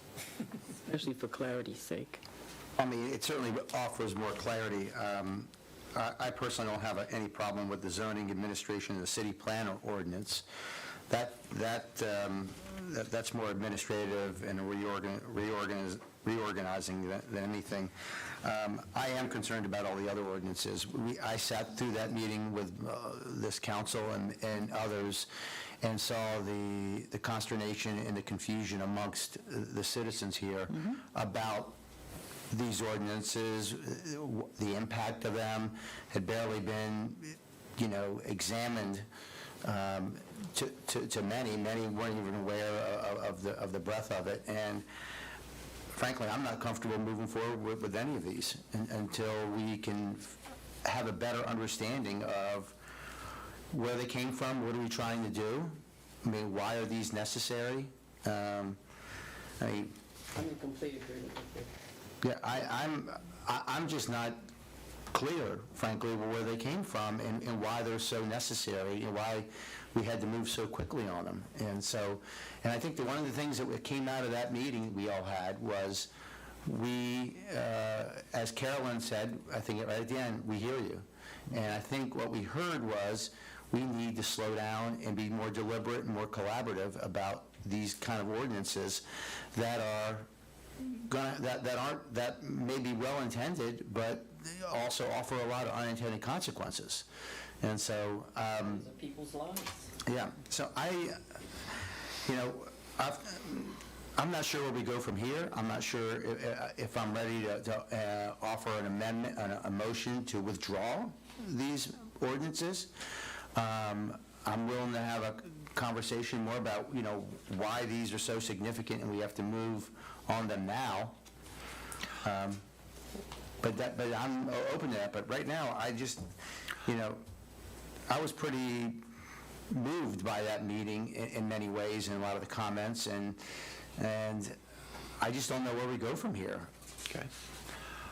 I think we all agree that that this was a very ambitious and broad regulation, and nobody, I don't think anybody at this table felt that we wanted to move on this without significant public input. And that's why I think it's important that we hear whatever comes in yet tomorrow, and we hear from the Planning Commission on all of them. We can wait until we have a report back from the Planning Commission, That's what we should do, wait for the planning or we commission. can, direct, we could break these into 5 separate ordinances and consider them, and then decide if we want to have additional public comment. I think there are a couple of things in here that are pretty clear. We still have things related to the old HPC and CARC in the regulations that are, at this point, totally unworkable and unnecessary. So I think that seems to me to be a pretty straightforward decision that we could make. I'm sorry, you're talking about the code corrections and clarifications? Yes, exactly. I agree. So I think those things could be done. Right. I think some of the others, like the roof pitch and the driveway and those kinds of things, and height exceptions, will require a lot more public input. So. So are we talking about, in the spirit of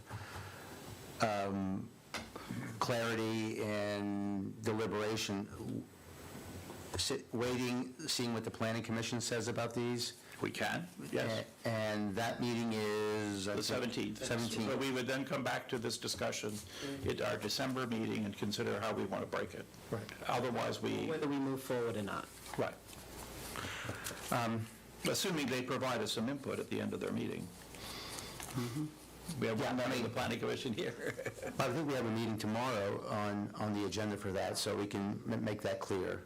Okay. I'm comfortable with that, because again, I think in the spirit of that meeting we had and others, this also offers a more deliberate consideration of these ordinances, and I appreciate Janelle and Anne Marie breaking up. I think that adds a little more clarity. But the substance of those definitely needs a lot of review and a lot of comment. Okay. And the idea would be that the Planning Commission would look at them as 6 different... No, they're just going to go forward to them just as it is right now. I think in that case, we should withdraw. Otherwise, what's the benefit to them? They're confused with this same pile of, it took them 10 minutes to read the ordinance. I think I read a little fast. Wait, so I find that, so they don't get the opportunity to review them as separate Okay. motions, but it's going to come back. That's why I'm asking you. That's like reverse engineering sausage. I believe they can, because if you're... What did you say, Jenna? What did you miss? Sorry, I believe they will. If your direction right now is to move with 5 different ordinances, Yeah. then the Planning Commission on their agenda will review the entire thing, but it'll be then broken out into the 5 different ordinances. So they will review it. Well, it's already broken up. If you are moving forward with and you believe you like the 5 different ordinances, options, instead of it all being together as one, so you can get up and down on some and up and down on others, then the Planning Commission has the ability to review that. Oh, it's already broken out here at the bottom of the page. So that can be reviewed by the Planning Commission as 5 different ordinances next week. 81. It's We already need to make a motion to do it? Yeah, I think, Yeah, I think so. that's what I think we should do. I think it's foolish to get this whole thing to, Why give it to the planning? and let them be, I think maybe the motion would be that your direction is to break this ordinance up into 5 different items. I'm looking at the attorney for... Yeah. Well, I think what you're trying to do is make sure that it gets to the Planning Commission in a way that is helpful when it comes back to you. So I think the only thing we need to do today is it's already been referred to the Planning Commission, so maybe a motion to direct the Planning Commission to make its recommendation in the context of the 5 separate ordinances back to you. right. Can we make a comment? Yes, Dennis? I'm sitting here having a very difficult time. I didn't think about Dennis Reardon, 1302 Bay Avenue. A very difficult time. A lot of the comments that were presented at the public hearing were questioning the reason, the rationale. There was no purpose given. There was no understanding of why it was being done. Why would you send this to the Planning Commission for them to vote up or down on these things where there's no explanation. Dennis, we're having that kind of discussion now. That's exactly what we're saying to one another. Yeah, and I think the conversation about withdrawing this and starting all over would be a much better approach. That's exactly what And we're talking about. That's where I think we should be going. Thank you. Okay, thank you. Okay. Go ahead. So, I mean, that's in essence what we're doing, is we are withdrawing this, whatever, the 20 lines of title, and what, reintroducing 6 separate ordinances? 5. There's actually 5. I left the original, Yeah. One so of you the could 6 see. is the big So one. the agenda packet includes 6, but the one is the original one. Yeah. And then it was broken down into 5 So different it's ones. 5, yeah, it's the second item listed. And it's already been referred to the planning commission. It's whether or not you would like the planning commission to consider as 5 different ordinances or as the one whole ordinance. I think that's an item for you to Would consider. they also have an opportunity to hold a public hearing? If they so choose, they are not required to hold a public hearing.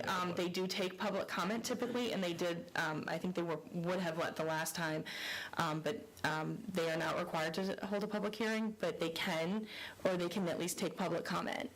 So they have several options to make sure they get public comment. And again, all public comment that comes in as of tomorrow at 4 will be presented to the Planning Commission, and all the comments that were taken at your public hearing will be presented to the Planning Commission as well. Okay, I think I'll... Given that timeline that you've just described, the mayor spoke to getting the recommendations from the Planning Commission soon after the 17th, the meeting on the 17th. That would really not actually be possible if they are, of course, creating a comment period, public comment If period. they leave the comment period open, But they can't make that. then they would make a decision at their next meeting. If they make a decision at the 17th, then you would have a recommendation for your December meeting. There are multiple ways the Planning Commission can look at this, but I think right now it's how do you want it to be reviewed by the Planning Commission, as the one ordinance or as the 5 separate ordinances? Come back as bits and pieces. I mean, she sent it to them. Then we can vote it down now. We can vote it down, or we can vote it to send it to the planning commission and ask them to consider it as 5 separate ordinances. I mean, if you so choose to withdraw this application, move this application be withdrawn and staff come back and work on some of the other, like the code corrections and some of the other things, we are happy to do that. Then we will just schedule another public hearing at a later date. Okay. You now have the first Mondays of the month as your standing public hearing date. We would have, I think the earliest you could do that is in January, because we'd have to get something introduced. Correct. But that is also an option that you have as of tonight, is to, and then you don't have to worry about the planning commission, because It'll come off their agenda. it would come off their agenda. Staff would bring back different ordinances. I think some of these do need to be addressed in the code, some of the code corrections. And then we can bring those forward. You can introduce them, refer them to the planning commission, we start the process over again. Okay. And then we'll schedule a new public hearing. You have multiple different options tonight. You want to make a motion? No, go ahead, you. I'm going to make a motion to withdraw this Absolutely. Ordinance and start us fresh. Yes. Yep. Okay. Yes, absolutely. Well, it's got to be seconded. You got a second. Okay, so we have a motion to withdraw the ordinance and a second. Can I offer, so when you say withdraw the ordinance, are you referring to? The entirety. The entire ordinance goes away. But don't we want to, the code corrections and clarifications seem to be something that it's, yeah. Can I offer Just a friendly a friendly amendment that would, staff would look at in the future to address some of the Right. items that need. I mean, I think the code which I keep calling the technical corrections. ordinance. Clarification. Yeah, I think that is something that we need to move forward with. I mean, that's non-controversial. And the which bottom. part of this, tell me where within this that I would find that Right part? here. Right in the bottom, attaches, code corrections and I clarifications. understand that Down part. here. And what we're talking about is. I understand that part. Okay, But good. it's, Okay? yeah, okay. I think your code corrections and clarifications and your zoning administration to the city manager are the two that you can do Okay, something. so are those two items, do you want to go forward with the planning commission going ahead and commenting on? Yes. Yes, the code correction, That's the my- clarification. I don't know if do they need to comment on the code corrections? and- Probably not, but the administrative thing, I don't, Or the zoning administration, is that something that, isn't that more administrative? that is more administrative. It is administrative, and for the most part, it aligns the code with the responsibilities as they're currently distributed. Okay. All right, so, go ahead, Tim. I think it would be really prudent. There's been so much confusion about this ordinance, the original document. I think it would be very helpful for the community as well as for council if we killed this one and gave staff some time to tweak.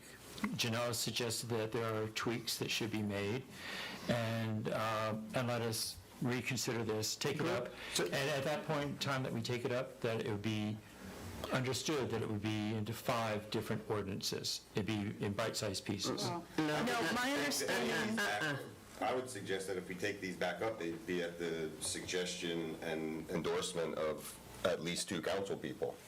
Oh, well, that's true too, but I'm assuming that this is also, of course, going to be worked through by planning commission before we Some of them will. take any action. So my understanding as of the motions as it stands right now is to withdraw the entire motion and have staff come back with new ordinances to address the code corrections and clarifications and the zoning administration to the city planner. That's correct. So we'd be starting all over again. So the current item on the agenda Goes away.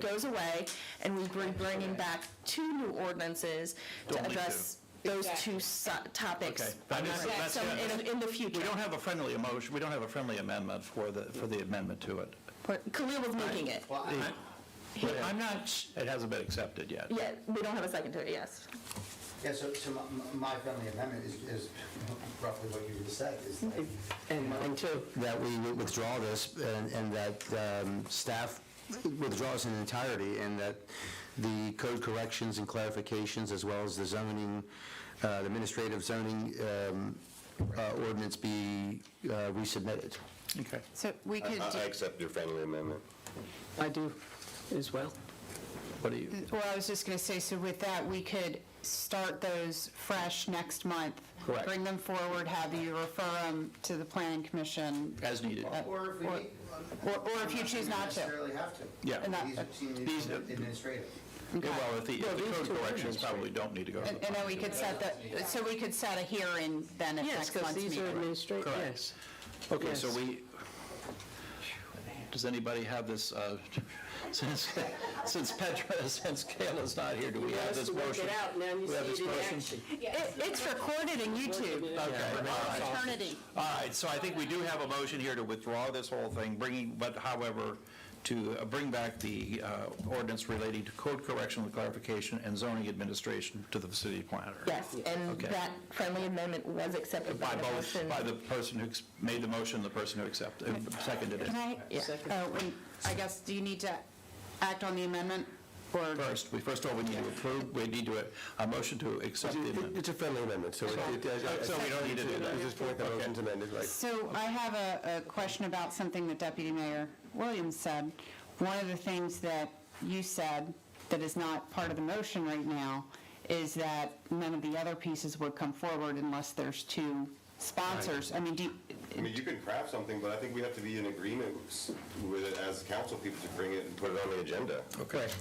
Yeah. Right, it's okay. okay. Okay, so we have a motion and a second. I think everybody understands what we're doing here, finally. I'm not sure. Wait a minute, make sure you do. Keep talking. I want you to. Keep talking. Well, I'm going to call a motion, that's going to be, that's to keep talking. So the motion is to withdraw the ordinance in its entirety. Correct, right. To bring, the friendly amendment was to bring back the code clarifications and the zoning administration, and if any other of the items need to come back, they need 2 members of council to support it. Okay. That's the only way something gets on the council agenda anyway, so I think that's covered already. Just reaffirming that. Yes. Okay.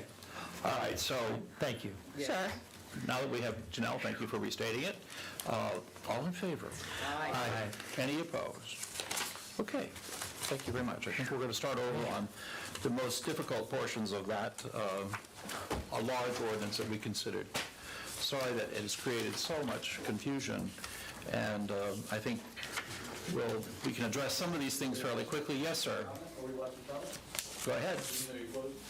Please come up and identify yourself, sir.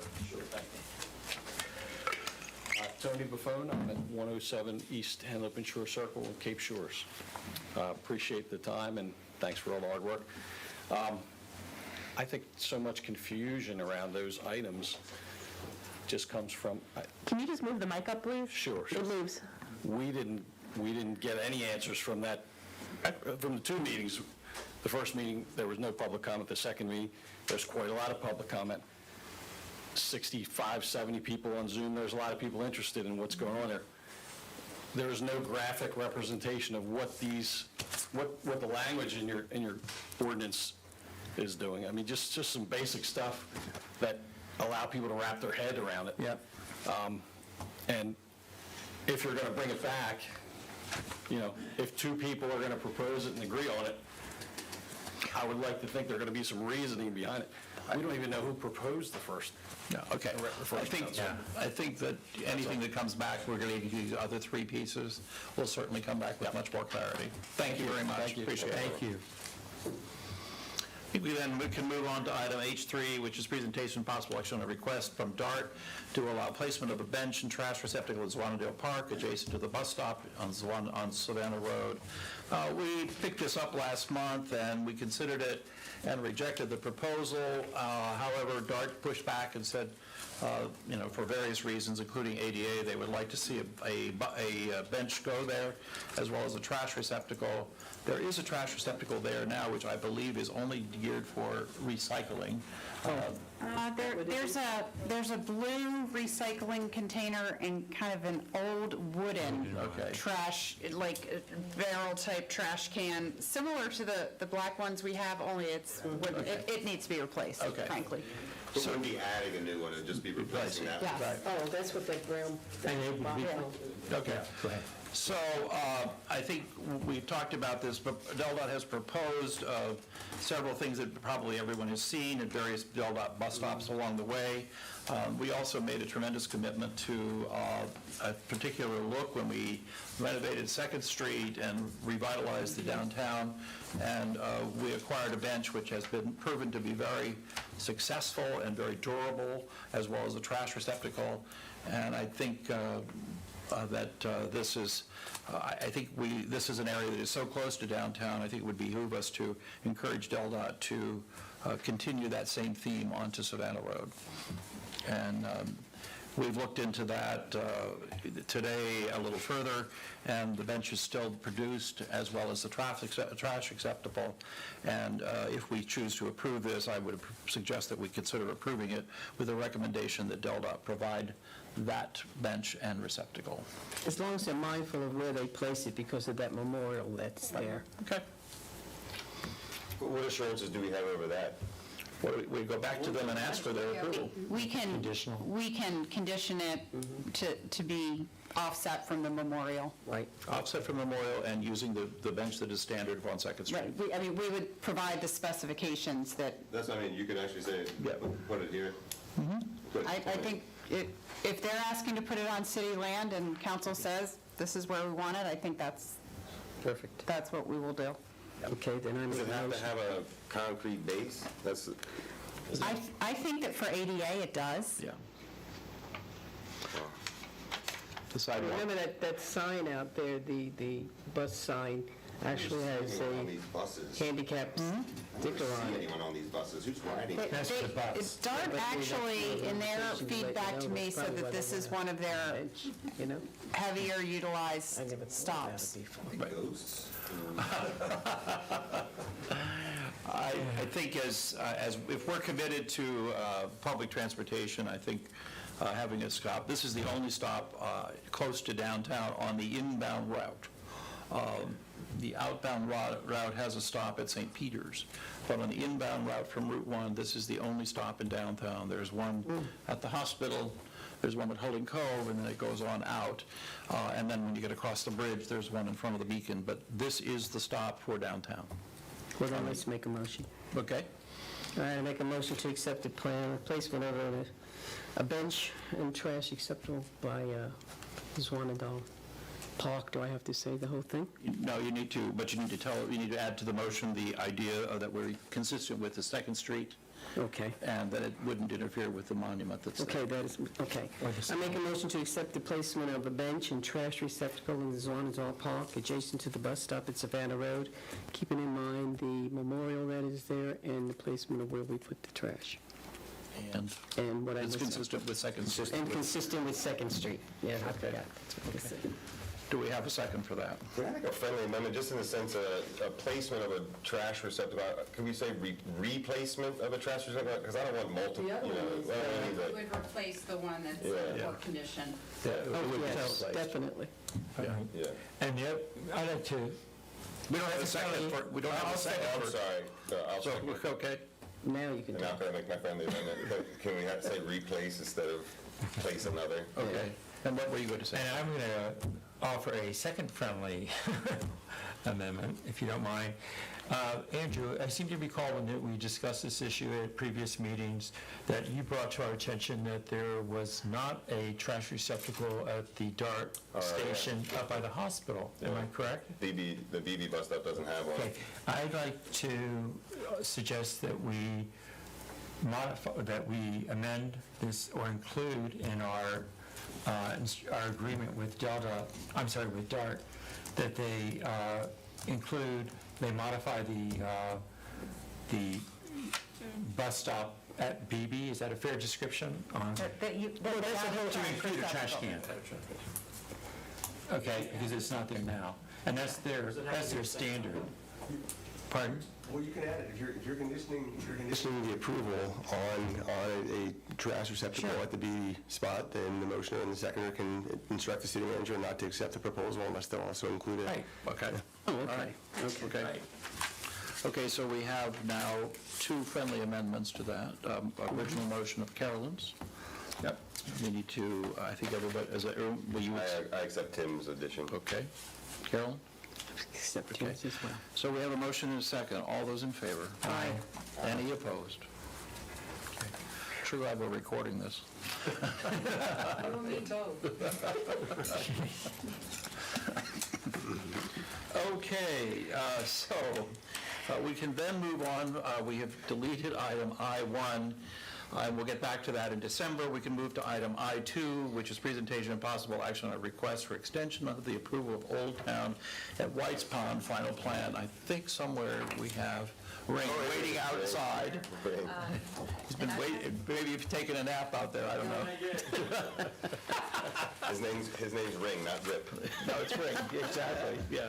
What? No. Okay, the floor is yours. Evening, Mayor, members of council, Ring Gardner with Davis, Boner, Friedel. If you recall, I was here a couple months ago requesting final plan approval, and we talked about various items for approval and discussions, primarily revolving around the traffic signal at the intersection of Monroe Avenue and Freeman Highway. And at that final meeting, I stated that the agreement was in progress, the signal plan was in progress, and this body was kind enough to grant us permission of the plan. And we have not recorded the plan. It is due to be recorded on November 13th by Chapter 187 of the code, which is the subdivision portion of the code. So on October 21st, DOT and DRB finally released the draft agreement to the city. Emily has a copy and has forwarded on to Glenn this evening. So Glenn, make sure you check your email. Both developers and applicants are reviewing the agreement right now, so I expect there'll be some comments, at least from our side of the table. Not sure if the city would have any comments. Imagine the earliest it would be on yours agenda would be December for review and consideration, may go into January depending on the timing of things. At the same time, the signal plan was finally approved on October 27th, which then allows us to at least get our entrance plans approved, and we're in the process of getting some final signatures. So the question tonight is, in reviewing the conditions didn't quite state that in order to record the plan, the agreement had to be signed, the entrance plans had to be approved. So the question we have is, A, if the agreement has to be signed and the signal inch plan is actually approved before we record, then we're requesting a 60-day extension to record the plan. That would give this body time to review the agreement and get it signed, at which time we could then satisfy those couple conditions. If mayor and council decides that that's not a requirement to record the plan, then we're asking for a 14-day extension to give us time to run the plans around to the various signatories, our client, Ed Lene, city staff, even mayor may have to sign. I can't remember all the signature blocks. So that's the question before mayor and council this evening. If mayor and council decide to say no to all of these and we have to record, then we've got a lot of running around to do between today and tomorrow, because recorder deeds is closed on Friday, or at least on Thursday and Friday. Right. So the request is not due to lack of the applicant trying to resolve things. It has truly been due to others, and for those reasons, we're here to ask a request for an extension. Again, the 60 days is if this body would like to see the agreement signed and finalized, and if not, then at least 14 days. That would give us time to get everything run around and signed and recorded. Thank you very much, Ray. Glenn, I believe we've asked in general for things to be signed and recorded before we accept them, correct? I mean, that of course would be, I think, my preference, and I do think that the applicant is prosecuted in good faith to get everything done, and they've routinely come back and kept you abreast of where they are. So I personally don't see an issue with a 60-day extension so that everything can be properly signed before it's recorded. Okay, great. Questions from council?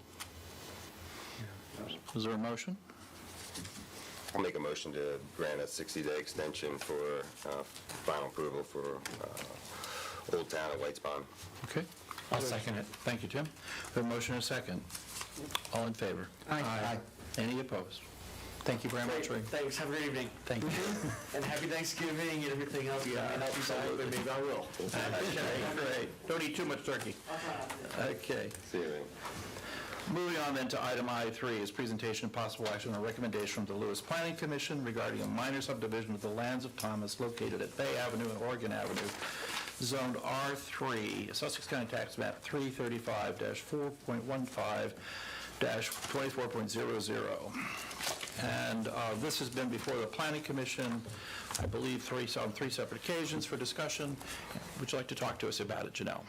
Thank you. So this application was previously approved in 2018. Unfortunately, it expired, so the applicant has brought it back for reconsideration. The Planning Commission has recommended approval with some conditions. I will note this is one parcel currently at the corner of Bay Avenue and Oregon Avenue. What they're looking to do is split the property in half. Both parcels do comply with the code, with the lot frontage, lot depth, lot size. As proposed, the lot would have a 25-foot frontage along Bay Avenue, an 8-foot setback off of Oregon, and the rear opposite of Bay would be a 15-foot rear yard setback, and along the alley would be an 8-foot setback. As these would be new buildings, they would both have to be sprinklered, so I know there was a concern about fire safety, but now because they'd be, the one would be a new house, it would have to be sprinklered. The other, they're actually moving the house to one of the parcels. That one would not have to be sprinkled. No, it would not. The one lot would, the existing house as it's being moved would not. It will have to comply with all flood regulations and other things, but it would not have to comply with fire, with the sprinklering. So the Planning Commission did recommend approval of the minor subdivision with the following conditions. One was to provide a screened buffer with native species along Oregon Avenue, to limit access to only Bay Avenue, that the encroachment to the city's right-of-way along Bay Avenue and Oregon Avenue shall be removed as part of the demolition and relocation of the building. The mayor and city council carefully review the applicant's request to use the paper alley as access, in particular the paper street, not use any impervious materials as it has been pervious for a long time, and if the paper street is used for access, then a driveway from Bay Avenue should not be allowed, so that there is only one entry point. And finally, to determine if the soils are suitable for infiltration, and if determined suitable for infiltration, suitable installation of infiltration practices is reviewed and approved by the city engineer. Because there were some concerns about stormwater management, so they wanted to make sure that if there were installation of infiltration, that could be done upon review, a buffer, and several other things. And of course, there were a number of items submitted into the record. They were all posted on the website and made part of this application through a link to the agenda page, and I'm happy to answer any questions. Just on that number 5, when you're saying determine the soils, is the loop closed on that then? If they determine to be, say, not well suited, what's the?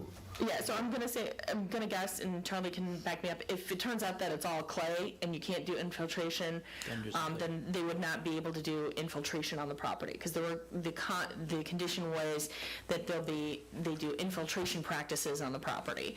Right. So if the soils are not suitable for infiltration, then they would not provide infiltration practices.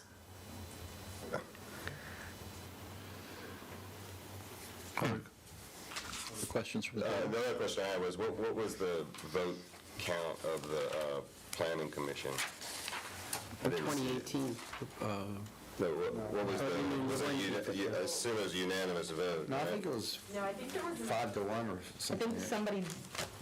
I believe there was somebody who did vote no. I apologize, I don't remember off the top of my I head. had 8-0 with one empty seat at the time. Okay, so I knew there was somebody who did not vote, but I think it was because we had an empty. That's right, because we had an empty. So it was unanimous on both sides. Okay. Just for the future, that would be helpful to have, like, as part of the. Usually it is. Yeah. Okay. Yes, I try to get the minutes in, but I don't always have them. Right. Okay. I will make a note of that. As far as we know, the applicant okay with these conditions as presented? I know the applicant's aware of them. Mr. Sorgovic, who represented the applicant at the Planning Commission, did ask for them, and I think that we provided a link to these conditions. I have not heard anything back. Mr. Sorgovic is here. Oh, there he is. Yeah, he's here. Hi, John. Well, yeah, I would like to hear, because I'm certainly confused by number 2 and number 4. With respect to number 2 and 4, they seem inconsistent. Exactly. Correct. Right. I mean, in my view, I don't know if my mic's on. It is. It's on, John. Okay, thank you. Yeah, I think 2 and 4 are inconsistent. Agreed. And I think when they said the commission recommended limit access to Bay Avenue, it usurps the city's control over the use of the alley. So I think that the city, the alley is not part of the application. Correct. So, and I think by limiting the access to Bay Avenue, they eliminate the city's ability to open the alley. Correct. So I think those two are inconsistent. So do we omit 4 then? No, I think you omit 2. You omit 2. But that's the access to Bay Avenue. Then the council can determine whether we can have access off the alley or not. And if we can't, then we'll have to have access off of Bay Avenue. Correct. So 2 and 4, as written, are inconsistent, and I think... They're in conflict. They're in conflict with each other. As far as 3, the encroachment into the city's right-of-way along Bay Avenue, I have a bunch of pictures. There's all along Bay Avenue. Timber. There's timber. It's been there for a long time. Split in when Bay Avenue was done. Yeah, right. And so, actually, 3 is inconsistent with item H1 on your agenda tonight, because you don't have a plan for parking along Bay Avenue. It's still in committee, and the Planning Commission is saying, I want this removed. But the council hasn't had an ability to determine whether that, I think it's a 2-foot-high retaining wall that's been there for forever. Yeah. And the problem with removing that retaining wall, you're just going to have all that sand rushing into Bay Avenue. So you could have causing a maintenance problem for the city. And so, it's there. It's been there for a long time. And there's, it's either bayberry or beach plum that's on top of that, and we have no problem with helping infiltration. But I think if you remove the retaining wall, all you're doing is asking for the sand to go into Bay Avenue. But can't you grade the sand to the other portion of the property? You can grade it, but then the flood comes or the storm comes, it's going to wash it all back in. Okay. So, again, I think item 3 should be addressed as part of item H4 on the town's agenda tonight. And, otherwise, the subdivision is in full compliance with the zoning ordinance. There was another presentation made in writing today by an architect who I don't believe is acting. She might be the daughter of the Diarzios. But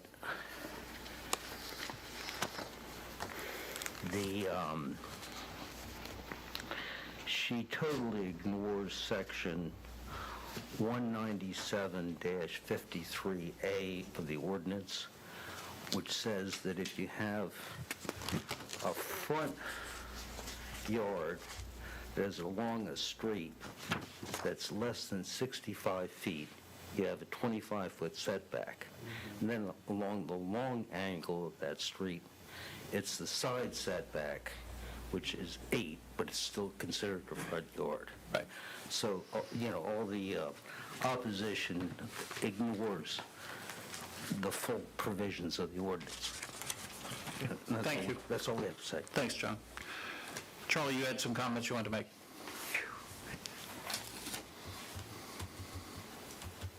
Just to be clear about H1. Raise the microphone. Just to be clear about H1, there are no parking spaces delineated along Bay Avenue, and because there's no parking on Bay Avenue. Yeah. The second thing is, comment number 2, limit access to Bay Avenue. Janelle can correct me if I'm wrong, but I thought there was a little bit of it implied that there wouldn't be access from Oregon Avenue as part of that.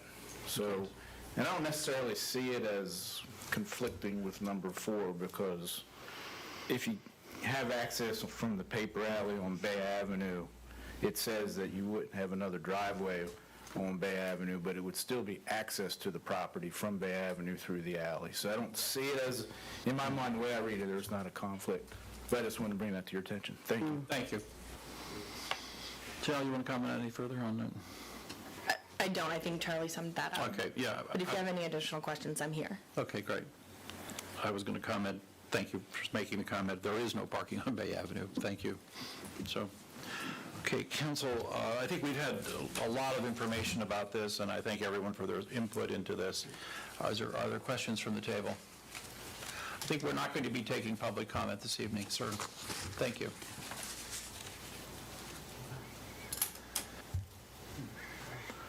Okay. Yeah. What is your pleasure? Well, I'd like to make a motion. Okay. Okay. If that's okay. And I spent an awful lot of time going through all the documentation and taking this application quite seriously. My motion is that we will, to approve the minor subdivision for the lands of Thomas located at the corner of Oregon and Bay Avenues, Sussex County Tax Map 335-4.15-24.00. My motion includes several recommendations received from the Lewis Planning Commission for several conditions and additional conditions that I am going to add. The first one, and I've enumerated them. Before I get into these, I want to make sure everyone understands when I make a reference to the corner lot, I'm speaking of the lot that would be created by the subdivision of the property.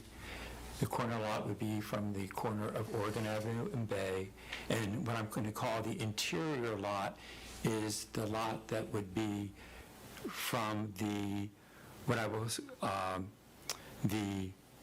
I think that's considered the southeast side, the new property line, from there to the alley. Okay, so that would be what I'm going to call the interior lot. Okay. The first condition that I'm suggesting is that we provide a vegetative screen buffer with native species in the 8-foot required setback along Oregon Avenue. And that would be along what will become the western side lot of the corner lot, okay? Second one, a condition that and this is a little unusual, but let's go with the unusual. I would suggest that a condition for a license to be entered into with the owner of the corner lot between the city and the property owner to allow for additional vegetative material to be, and I'm talking about additional screening, to be placed in the city right-of-way. The street, Oregon Avenue, sits asymmetrical in the right-of-way. Janelle might be able to answer how wide the right-of-way is there. I think it's maybe 50 feet. We'll get an answer at some time. But the street is asymmetrical to the right-of-way.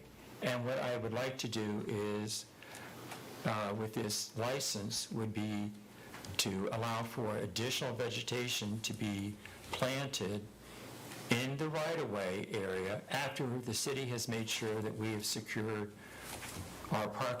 satisfied our needs for parking along Oregon Avenue.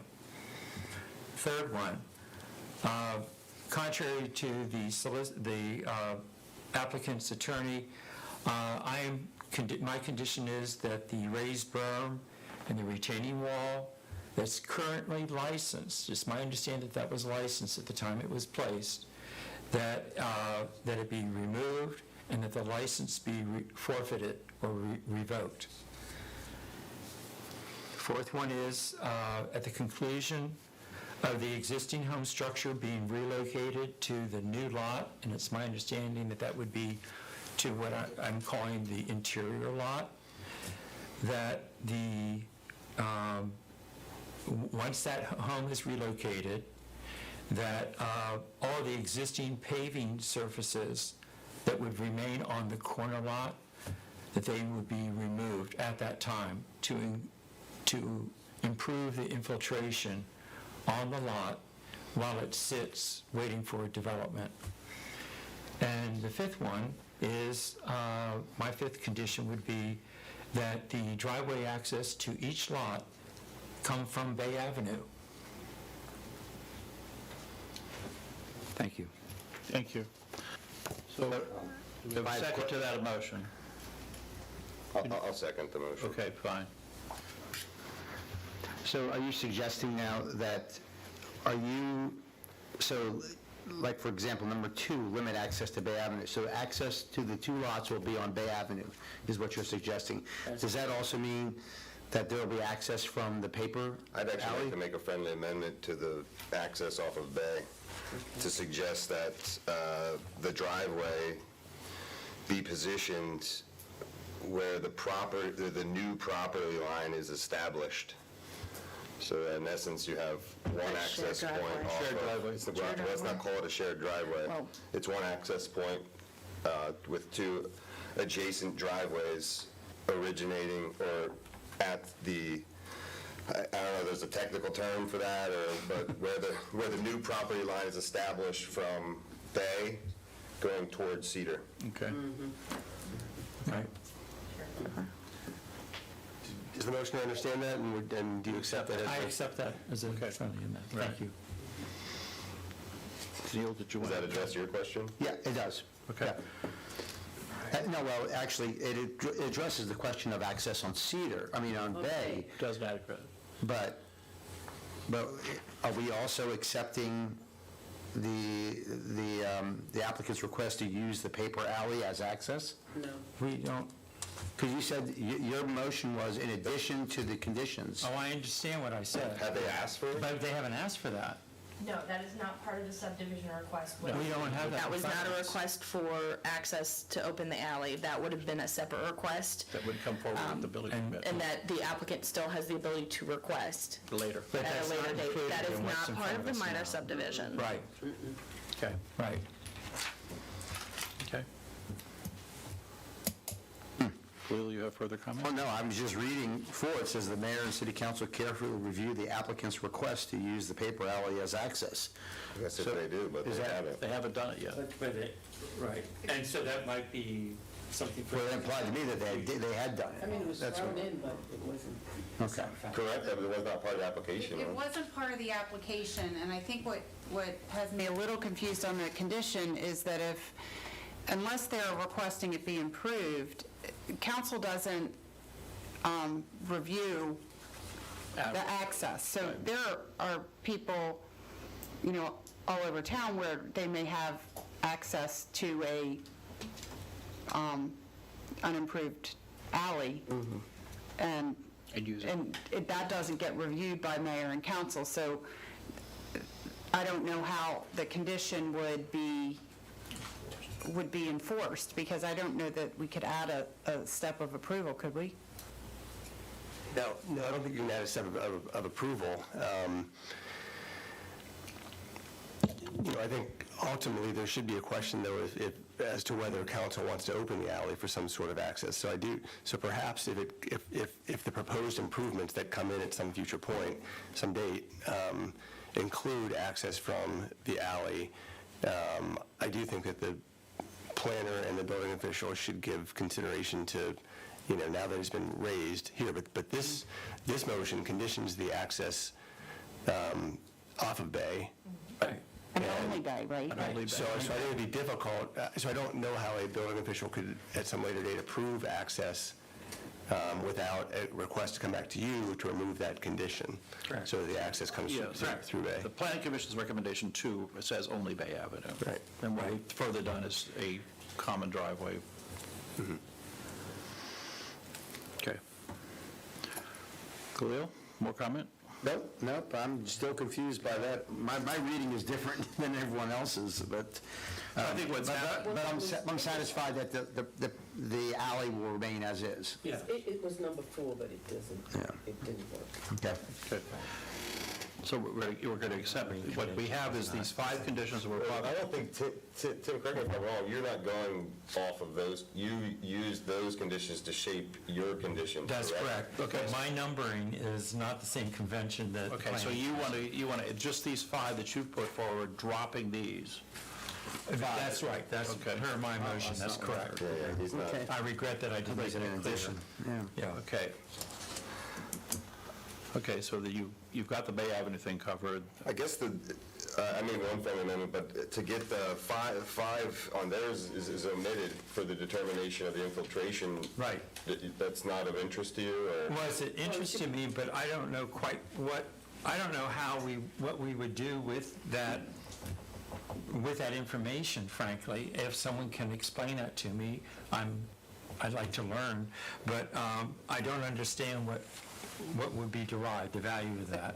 So I think Charlie needs to speak to that, because I think what was anticipated is that Charlie would review infiltration practices to Determine. reduce the amount of runoff that would come from the property, so. Yes, and I think it would probably affect the lot coverage too, so it's an important factor. Oh, okay. I expect that it will be permeable and it will have infiltration capacity where it is, just based on my experience, so it could be a real benefit to the resident and to the property owner in terms of lot coverage and getting infiltration practices on the site during the building process. The other thing I might add is that if you accept Andrew's amendment, it sort of eliminates the whole alley consideration. You're forcing the 2 driveways on Bay and not even allowing access on the alleyway. Right. Jim, I have some question about your planning in the city's right-of-way. Okay. I think we need to make sure that we're not sending a mixed message to the public here that we're going to start endorsing planning in the city's right-of-way when we're still having a conversation about what are we going to do with those that are already encroachments. I think that adds confusion to the situation. I can appreciate that statement. You might, perhaps I did not enunciate or clearly express my thinking there. I tried to describe that as a license where it would just not be done by right, or by habit. that that the landscaping that would be accomplished there would be a benefit to the immediate neighbors and in fact to the entire beach community by adding more plant material. The right-of-way there is quite wide. Janelle, do you have an idea? It's roughly 20 feet. Correct. Well, not the right-of-way, the area between the property the edge of line and the pavement. edge of pavement. And the property line, so we can have, I think, safe and adequate parking, and then there would also be some turf there, some dirt there that could derive benefit for the community. It would provide better shelter possibly for the adjacent neighbors when that corner lot gets developed. There would be a more green buffer or more plant vegetation to buffer the impact of the new building.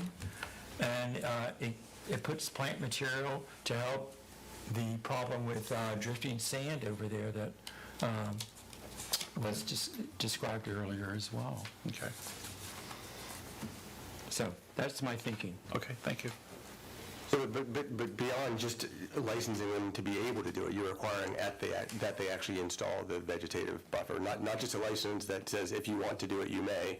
This is you're licensed to do it. That's not what I'm hearing. So What? Oh, go ahead. the first condition was to provide an 8-foot screen of native species along Oregon Avenue. The And that would, second one, excuse me, Janelle, that would actually be on the lot itself. correct, yes. Correct.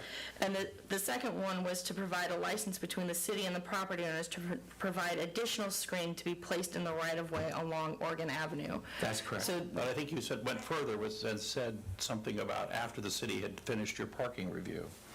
Correct. I certainly don't want to compromise what public parking we might be able to get on Oregon Avenue by having the driveways on Bay.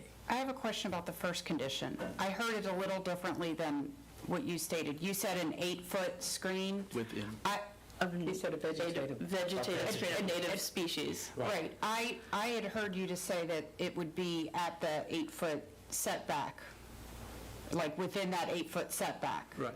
So is that, I think he's implying don't plant the trees in the right of way. The Right, buffer needs to but- be on there. Right. Yeah. the way I heard you say it, I was thinking 8 feet in height. I'm thinking within that 8 feet between the house and the right-of-way. Yeah, Right, okay.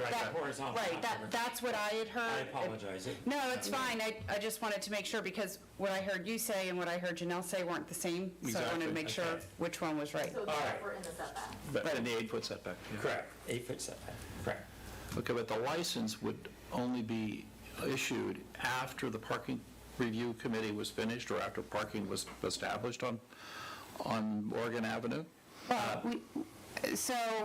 One thing that, everything we've looked at is that the parking would be located off of the pavement, and we don't need more than 9 feet of width. So if there's, if, like Janelle said, if there's 20 feet between the pavement and the property line, you've got, as long as that, what you might want to say is that as long as it stays 10 feet outside the pavement to allow for parking. To allow for So you parking, don't need to right. necessarily wait until we've delineated the parking. What you could say is it needs to, between the property line and 10 feet from the right-of-way Okay. to add additional vegetation. Does that make sense? That makes sense, and it would be covered by a license agreement. Right. So that it's not an encroachment per se. Right.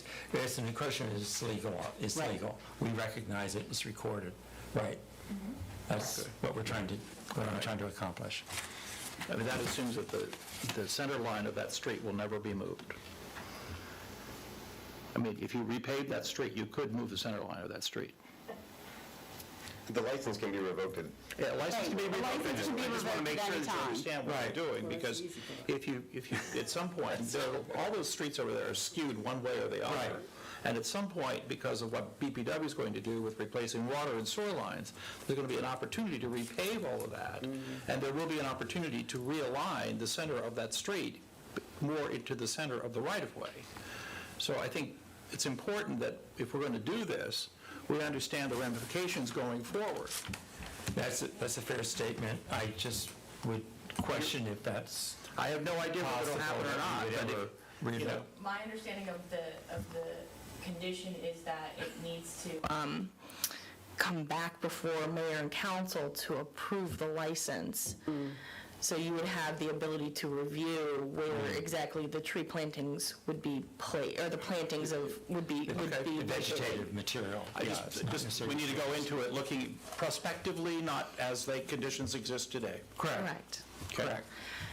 And then, as Charlie brought up, there's still the determination for the infiltration. Right. Yes. I think that's still out there. I was going to say that we should probably include... You have to leave that in. Yeah, I agree. I did not understand that from the language that was included in this, in the... So my understanding is that Planning Commission's condition number 5 would be your condition number 6? Sounds like it. That's correct. All right. And the seconder? Is good with that? Are you okay? Yeah. Okay. Okay. Okay, all right. Any more discussion from the table? Okay, hearing none. If you're ready to call me, I'm sorry for interrupting, but when you're giving your reasons for why you vote, feel free to, mention that it's code compliant, mention that it's consistent with the comprehensive plan. I'd also like, if you would, to explain why the placement of the driveways, perhaps, away from the corner, gives more visibility, more safety, so some of those reasonings for attaching those conditions. Thanks. Thank you. So, motion is second. We're going to do a roll call vote here. So, Khalil, you want to go first? Sure. Yeah. I will vote aye to approve the project with the conditions. I do believe it is code compliant, and I know there's some questions about that, but I'm confident that it is code compliant. The conditions, to me, address concerns primarily from residents and property owners on Oregon as well as in New Jersey. I think they're very reasonable in the sense that stormwater runoff has been a concern for a lot of folks over there, and I think this will, removing the asphalt on the property once the house is moved, along with the screening on Oregon, will hopefully protect the Thomas's neighbors. And in terms of the alley, I'm happy to see it stay the way it is. It doesn't seem that it's necessary to disrupt that because access will be provided off Bay Avenue, and the way it will be provided is, I believe, in a very safe manner and is not going to cause any disruption to traffic patterns or anything along those lines. But I think overall this is a good project, and we're also and I'm also happy to acknowledge that neighbors also have property rights too. Thank you. I also vote to approve. One, I'd like to mention, I appreciate the repurposing of the existing house. It's a commendable thing to do in Lewis. It's a rarity nowadays, so I appreciate that sentiment. As Councilperson Saliba mentioned, I think the placement of the conditions does several things with respect to the removal of the impervious surface. The hope there is that it will improve infiltration, therefore stormwater runoff. With respect to the condition around the driveway, again, that meets, in my mind, two things. One, having to do with safety and eliminating numbers of driveways as people get up and down on bikes, et cetera. But also, as Cleo mentioned, the impact when you're creating subdivision or the impact to the neighbors should be recognized, and in some ways I think this will mitigate or minimize some of that. So I vote yes. Okay. Carol? I wrote something out on it because I spent a considerable amount of time going through every aspect of this. I've carefully gone over the submission from both the applicant's attorneys and from those opposing the application. I have carefully reviewed the application and the relevant city code, and the material given to me by the opponents. One basis for their request for denial is the contention that shifting the house's orientation to Bay Avenue doesn't alter the setback requirements for Oregon Avenue. But according to our city code, the side setback requirement on Oregon Avenue becomes 8 feet when the house's orientations are shifted to Bay Avenue. The application is compliant with the city code in every respect, and I therefore vote yes to approve this application and every one of the conditions that Tim has offered. Thank you. I will vote yes for all the reasons that my peers have stated. The application is code compliant, and I like the idea very much that the safety issue with respect to moving the driveways to Bay Avenue, I think is a win for the community, as well as the additional planting vegetation along Oregon Avenue. Thank you. Thank you.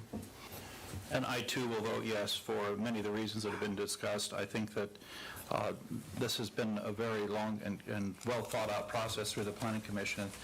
I do think that the conditions of trying to make as much effort to deal with the infiltration system are important. I'm glad we added back in the Planning Commission's fifth recommendation and look forward to that being done. I do have some concerns about the license that will be considered in the city right away for the reasons I previously stated. However, I do totally support the idea of a driveway that is off of the corner of Bay Avenue, off the corner of Oregon Avenue. So I too will vote yes. Thank you. So the motion carries unanimously. Moving then on to item I-4 is presentation and update from the Lewis Planning Commission Annexation Zone Subcommittee Chair, Melanie Mosier. Good to see you, Melanie. Sorry it's been so long. Regarding the progress on the Annexation Zone Subcommittee and discussion regarding the scope of the charge of the subcommittee. The floor is yours. Yes, we have been working since early last winter on this issue, and we thought we would bring the issue back to the City Council to make sure we're going in the right direction. So this is really not to get into the details, but to get into a sense of, yes, proceed, and this is where we want you to go. So the process to date is that we've had meetings to define the issues and problems, and then potential alternatives were researched, and we came back and debated those ideas. Primary issues were identified as the subdivision should look like an extension of Lewis, that it should have that character that Lewis has, and secondly, that open space should be of use to the community. We seem to have seen a lot of subdivision actions recently where the open space consists of stormwater management and protected areas and very little else. And we think that open space is very important to a community and that there should be usable open space for the residents in centrally located location. Now, may I ask you a question about that, please? Yes. When I read over this document, I wondered, when you speak of the open space being used by the community, are we speaking of the community at large or the private community where that open space is located? We're really speaking about the local community. Okay. Our subdivision regs really don't allow us to say you have to dedicate your open space to the city. Correct. And if we did that, the city would have more maintenance obligations and more costs. Sure. So we So generally should think be HOA. that the open space should stay with the HOA. Okay. Unless it were perhaps a trail that could be linked to another trail, that could be linked to the city. I mean, that would be optimal. And in that case, we would encourage perhaps either that there be a public easement on that trail or that somehow the trail become public.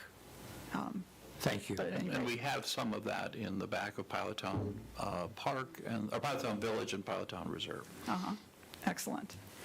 Okay, so one of our potential remedies is a planning issue called, or a solution called traditional neighborhood design.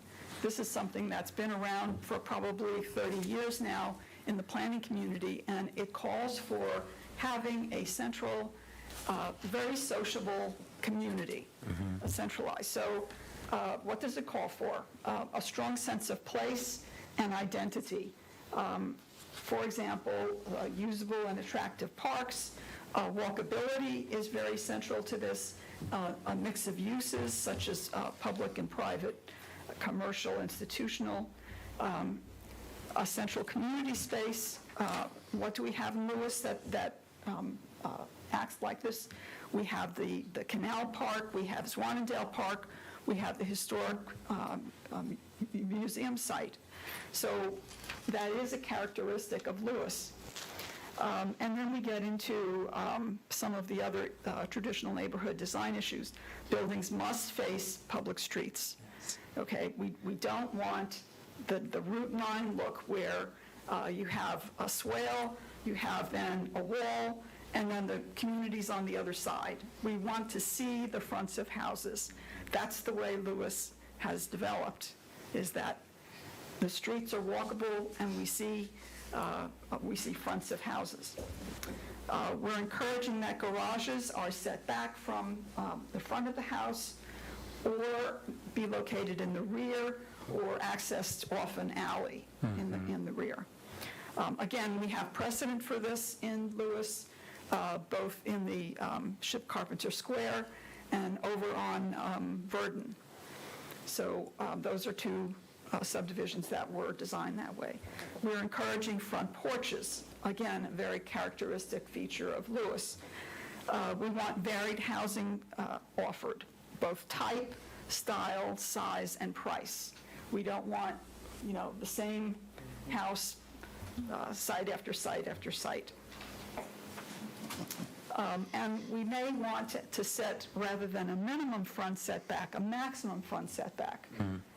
I've worked in other communities who have done this, and so rather than the house being set back 40 feet, the house is close to the front. The porch is right there. You see your neighbor as you're passing. So again, we're encouraging sociability in a traditional neighborhood design. Interconnected streets and pedestrian networks, no dead ends. We really want the road system as well as pathways to be interconnected.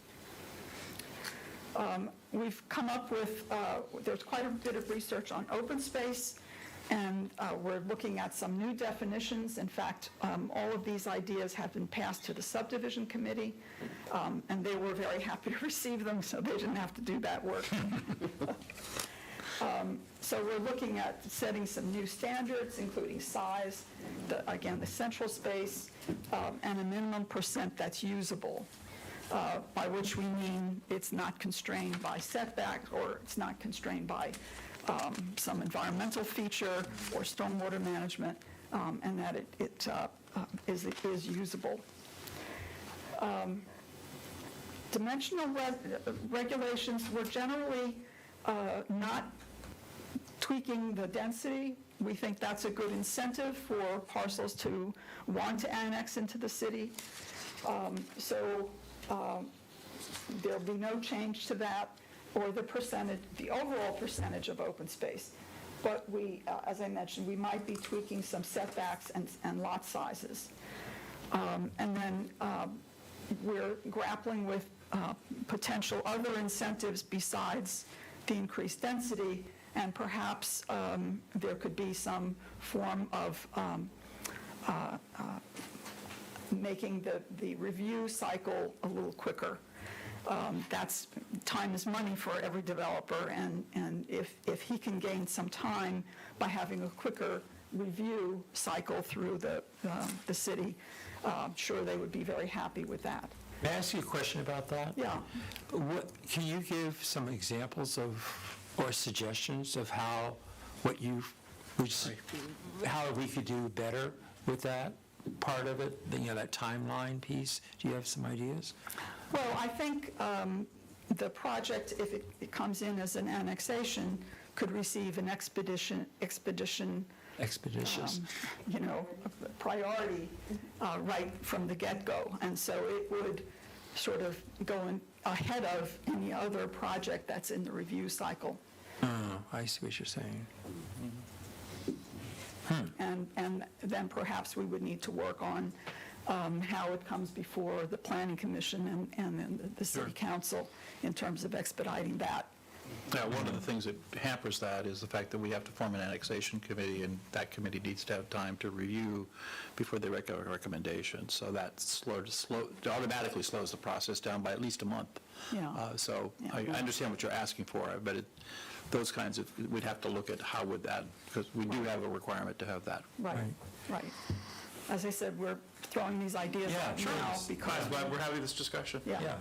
Good. Melanie, one of the things that I think, I've attended a couple of years virtually, your meetings, and I think one of the things you talked about in there was one of the things that Mr. Buffone brought up earlier, which is, if you're going to talk about these things, is having examples that people can look at and say, oh, this is what you mean by that. Is that also like an end product that you hope to incorporate? Yes, we have actually a traditional neighborhood design PowerPoint. Okay. So we could show that when we're a little further along. Would you send something like that? Okay. That was part of your presentation, I think I watched that. Yes. Yeah, right. Yes. I remember that. And that is actually on the website, so if anybody wants to, Melanie's presentation is on the Annexation Zone Subcommittee website. This presentation tonight is already there? No, Is her that what you- traditional neighborhood design that kind of gave some examples Right. of what a Right. traditional neighborhood design encapsulates. Mary, one thing that Council President Salida and I have talked about in the past as a potential condition, we weren't successful with it, was shuttle services for these neighborhoods that are developing. And I'm wondering if a sort of incentive could be that the city may share in an investment into some type of shuttle service, because there really is a difficulty of people, as Councilperson Jones says, people moving is the real issue of, if we keep bringing in more folks, to just a limited amount of space, as we've seen all these parking committees and such. So I would challenge you all to maybe just explore that, what's feasible there. I'd like to make a suggestion also, because with the idea of open space really being private open space, if there are not recreational facilities provided in those open spaces, then the residents of those communities come into the public parks and put demands on us, on the rest of us who don't live in that community, those communities, to use the playgrounds and whatever else that we have, and the tennis courts, et cetera. And it seems to me that we might want to create a certain requirement of a minimum standard for passive recreation or active recreation within these communities, especially if you are encouraging density, as you have suggested that you would. This is something we can discuss, but... It's interesting, Mr. Lardner made a presentation or a talk about one of his projects to us, and he was saying that the open space in his subdivision, I think, its use had changed over the years. Yes. At one time when the kids were little, they were flying kites and this and that, and then when they got older, they were playing ball, and when they got older, they were doing something else. And flexibility. The flexibility is key, and the location. Absolutely. Correct. Yeah. Yes. Right. Your comment about maximum establishing maximum front setback, Yes. I think you don't want to look at minimum either. I think you don't want to overlook that, so that you do maximum and minimum. Okay. Yeah, that's true. Good point. Because you could get a little pushed off with some developments that want to come much closer. Right, and what you as Mayor has spoken to, and you have as well, the maximum setbacks or minimum, what about the side property lines? My impression of a lot of the communities that are being built in Sussex County, and we actually have them here in the city too, where but it's mostly in the county where the side lot lines are so close together that there's no sense of privacy between the houses. I'm talking about single-family detached homes on small lots, and you end up with houses that have windows that look into each other, and that's. I think we need to consider that. I don't, I just remembering, I worked on a subdivision in Anne Arundel County. Right. Where we were proposing townhouses that were going to be quite close to each other. And the board that we went before required that the developer provide Venetian blinds in both houses. As a workaround. Well, along those setbacks, one of the things that's approved by some other municipalities is that they have 8-foot setbacks on either side, but that can be shifted, so it might be 6 on one side and 10 on the other. Have you explored that idea at all in bringing that forward? No, and I'm glad you suggest that, because one of my concerns is that the comprehensive plan called for the annexation zones having design flexibility. Right. You know, and we don't want to put this in such a box that there's no way to design but one way. I mean, right now, we're only 8 feet on either side, and it may help your design characteristic if there is some flexibility in that. Yeah. And I know there are a couple communities around here that have, An aggregate, you Yeah, you right. have to have minimum. and you might want to consider increasing the aggregate, but allowing a little more flexibility. Yes, Charlie? Excuse me, Melanie. So just with regard to that, keep in mind that oftentimes we have 5 I understand, utilities on and- either side of the property line there. Correct. I mean, Oh, I yeah. think we can work it around, but I wouldn't want to put 5-foot of utility up in a 6-foot setback, you know. Got it. No, it's true. I mean, we have those, some of those exist already in some of the existing subdivisions where we dealt with out in Pilottown Park, where we had some drainage issues last year, a couple years ago. Yeah, okay, thank you. Okay, good. I think gotten some good ideas I'll bring back to the committee. terrific. Yeah. Any other ideas from the table? Okay. Thank you very much. Thank you, keep us posted. Really. Appreciate your hard work on this. Thank you very much, you and your whole subcommittee. Okay, I think we then can move on to item I-5, which is presentation and possible action on the acceptance of public streets and right-of-ways in Angler's Nest. Angler's Nest, as you'll recall, is off of Angler's Road, and it is a 17-house development that was developed with streets that were built to city standards, and the anticipation is that we would accept those streets. And we have not done that yet, and I think it is something that was called to our attention recently, and we should consider this action. Yes. Anne Marie, you want to talk about it? So you have in your packet a dedication of streets to public use agreement that was provided by Bill Schaub's office. I did reach out to Mr. Schaub, and I have a note in here that states that the clause number 4, whereas, needs to be broken into 2 and clarify that the private streets will be dedicated for city use, to the city of Lewis for public use. And I went over that wording with Mr. Schaub on Friday afternoon. He was okay with that, but then Mr. Ritzert brought to my attention this morning language that I missed in that same regard, which is in clause number 2, whereas the subdivision consists of lots, private streets, and common areas. And again, this was not, and I did go back through the development agreements to make sure I didn't have a misconception. These were never intended to be private streets. So, so what I would ask is that you approve it contingent on those 2 changes where it references private streets and clarifies that. Striking the private street. Yes, so, It should say not private, we should strike the private and say public street. right, exactly. So I can make those changes, and then this is, I believe, set up for the mayor to sign. Right, okay. In that order. Okay. Yep. Okay. So if you're agreeable to me making those 2 corrections, the one I noted in a PDF sticky note on the thing you can see, and then the other one that Mr. Ritzert pointed out this morning, I think at that point it'll be ready to go. But yeah, we did the maintenance, or the the warranty, 3-year warranty walkthrough probably about 3 years ago, and...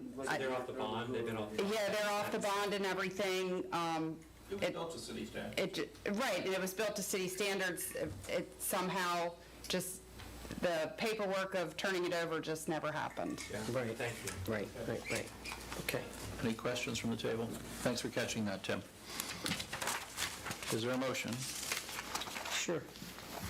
I make a motion to acceptance of the public streets and rights-of-way in Angler's Nest. With the corrections as noted? Yes, with the corrections as noted. And can I add just another suggested wording?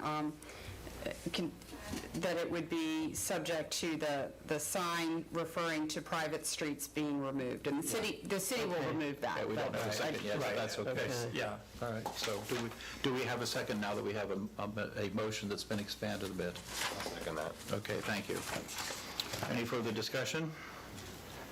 All in favor? Aye. Aye. Any opposed? Motion carries unanimously. Moving then to item I6 is discussion and possible action on a proposed tree canopy resolution. Emery, you want to talk about this a little bit? Sure, and I know a little more about it since I talked to you before. Oh, good. So you're laughing, I see. Yeah, so I did talk to Janet about this. This is a resolution that we pass, I guess, every 10 years or so. This is a prerequisite for being able to get the urban forestry grants. So, it commits us to doing certain things. One of the things is to increase the forest canopy density from 34.2 to 38%. In the last period, we went from, I think, 20-something%, I think like 25%, up to 34%. Our goal was 34%. We made it to 34.2%, so we exceeded the goal. I know one of the things we talked about was, is this looking to do things on private property? Really, a lot of it is maintaining our street trees, replanting our street trees when they are removed, for any reason, continuing to plant trees within our parks, and again, if there is a tree that needs to be removed, making sure it's replaced. So everything that we've done in furtherance of this resolution in the past has been stuff that we've done on city lands. So. I think this ordinance also provides some impetus for the planning commission as they're reviewing developments to encourage more street trees to be curb trees or whatever we're going to call them to be planted as part of the project. Right, and also preserving trees on sites. Exactly. So. And does this actually help preserve trees? So I don't, it's not an ordinance, it doesn't provide any requirements, but certainly by, Lewis being a tree city and having this resolution, it shows that we do place a priority on trees and tree canopy, so I think that it helps as those conditions are being developed. I see. So this is essentially required for a grant you referenced. Right, we get, each year we get urban forestry grants. And is it up to them to determine whether we're increasing it by 5% over the next 10 years? They actually, they will do analysis based on flyovers. So we don't have a current flyover, so we're not 100% confident in the 34.2, but that's the best number they could give us. They're actually going to be doing a flyover next year. How much is that grant? I think we get about 3,000 a year, 3,000 to 5,000 a year. Does that sound right? Right. Yeah, but we also have a tree inventory.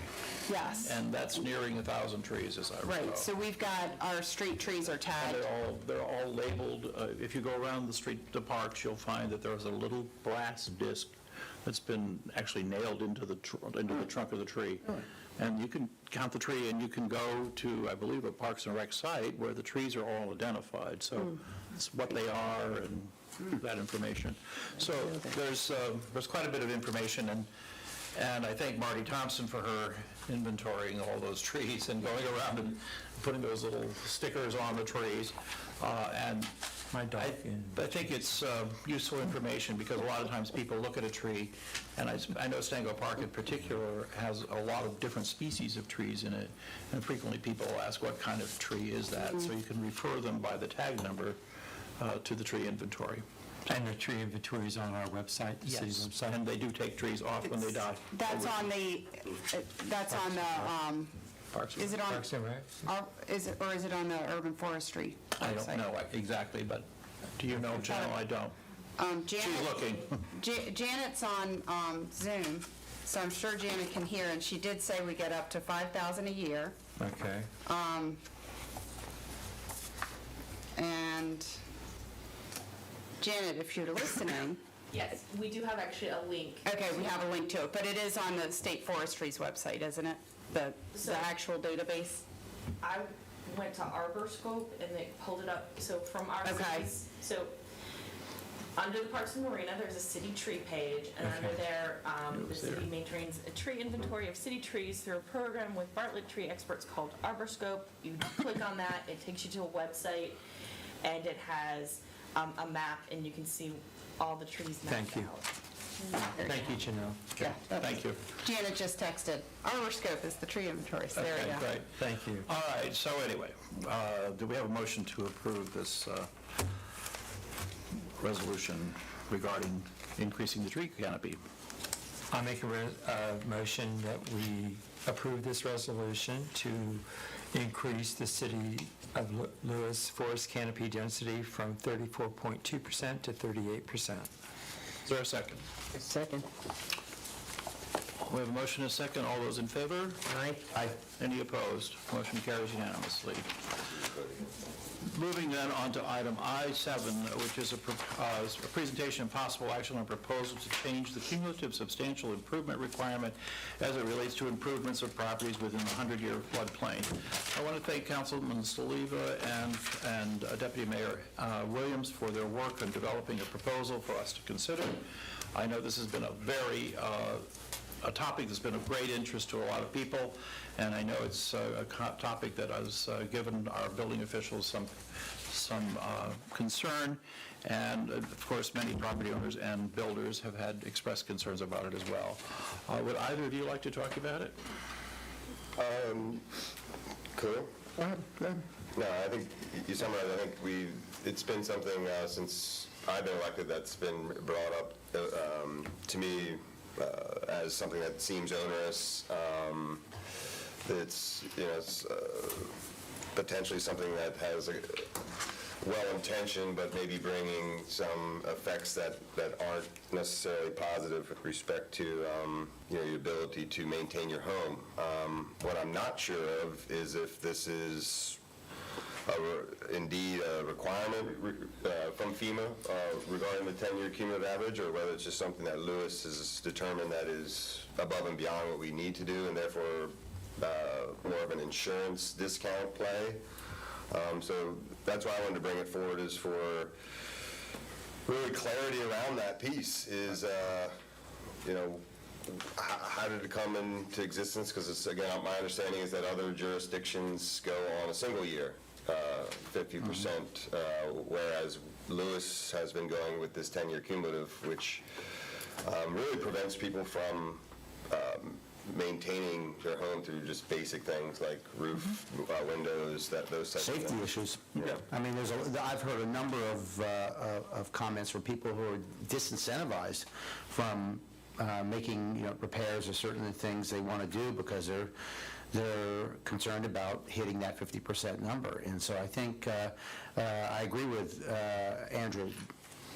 Probably well-intended. I think we need to explore this more and understand it a little bit better as to, but I think, again, since I have been on the council, I've heard about this a number of times. And, whether the 5% discount on insurance, is that worth a trade-off for this? I mean, some people, may feel that way, but I think we need to look at it more closely and engage with the public and others and see how we go, see where we move here, because it's creating a lot of issues.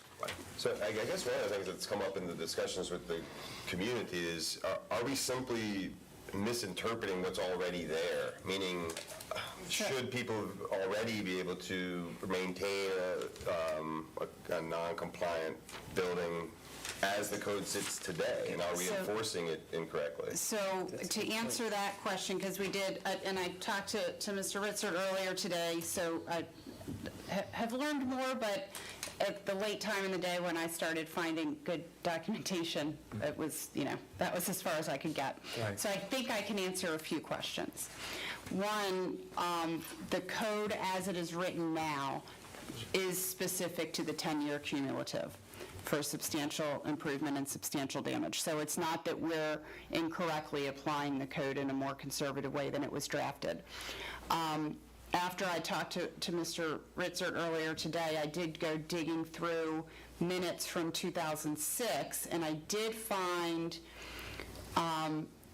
in 2006, the city was developing our floodplain regulations. Now, they may have been the first floodplain regulations we had. Because the second one was adopted at 14. Right. So we were adopting our initial floodplain regulations. This appeared, based on what I've been able to read so far, went through the mitigation planning team, and there was a grant through FEMA, the public assistance, the mitigation planning grant through FEMA. And initially, it was not written as 10-year cumulative. It was added. And it was the recommendation of the mitigation planning team to change it to be 10-year cumulative. So that's as far as I was able to get today based on the information that Mr. Ritzert had heard and told me that he gave me the date of 2006, and he told me that there was a formal recommendation. So he knew enough so I could find what I needed in minutes. What I wasn't able to do is then go back to look at mitigation planning team minutes and see kind of where that evolved, or to see if there was a project file. So that we will do, following today.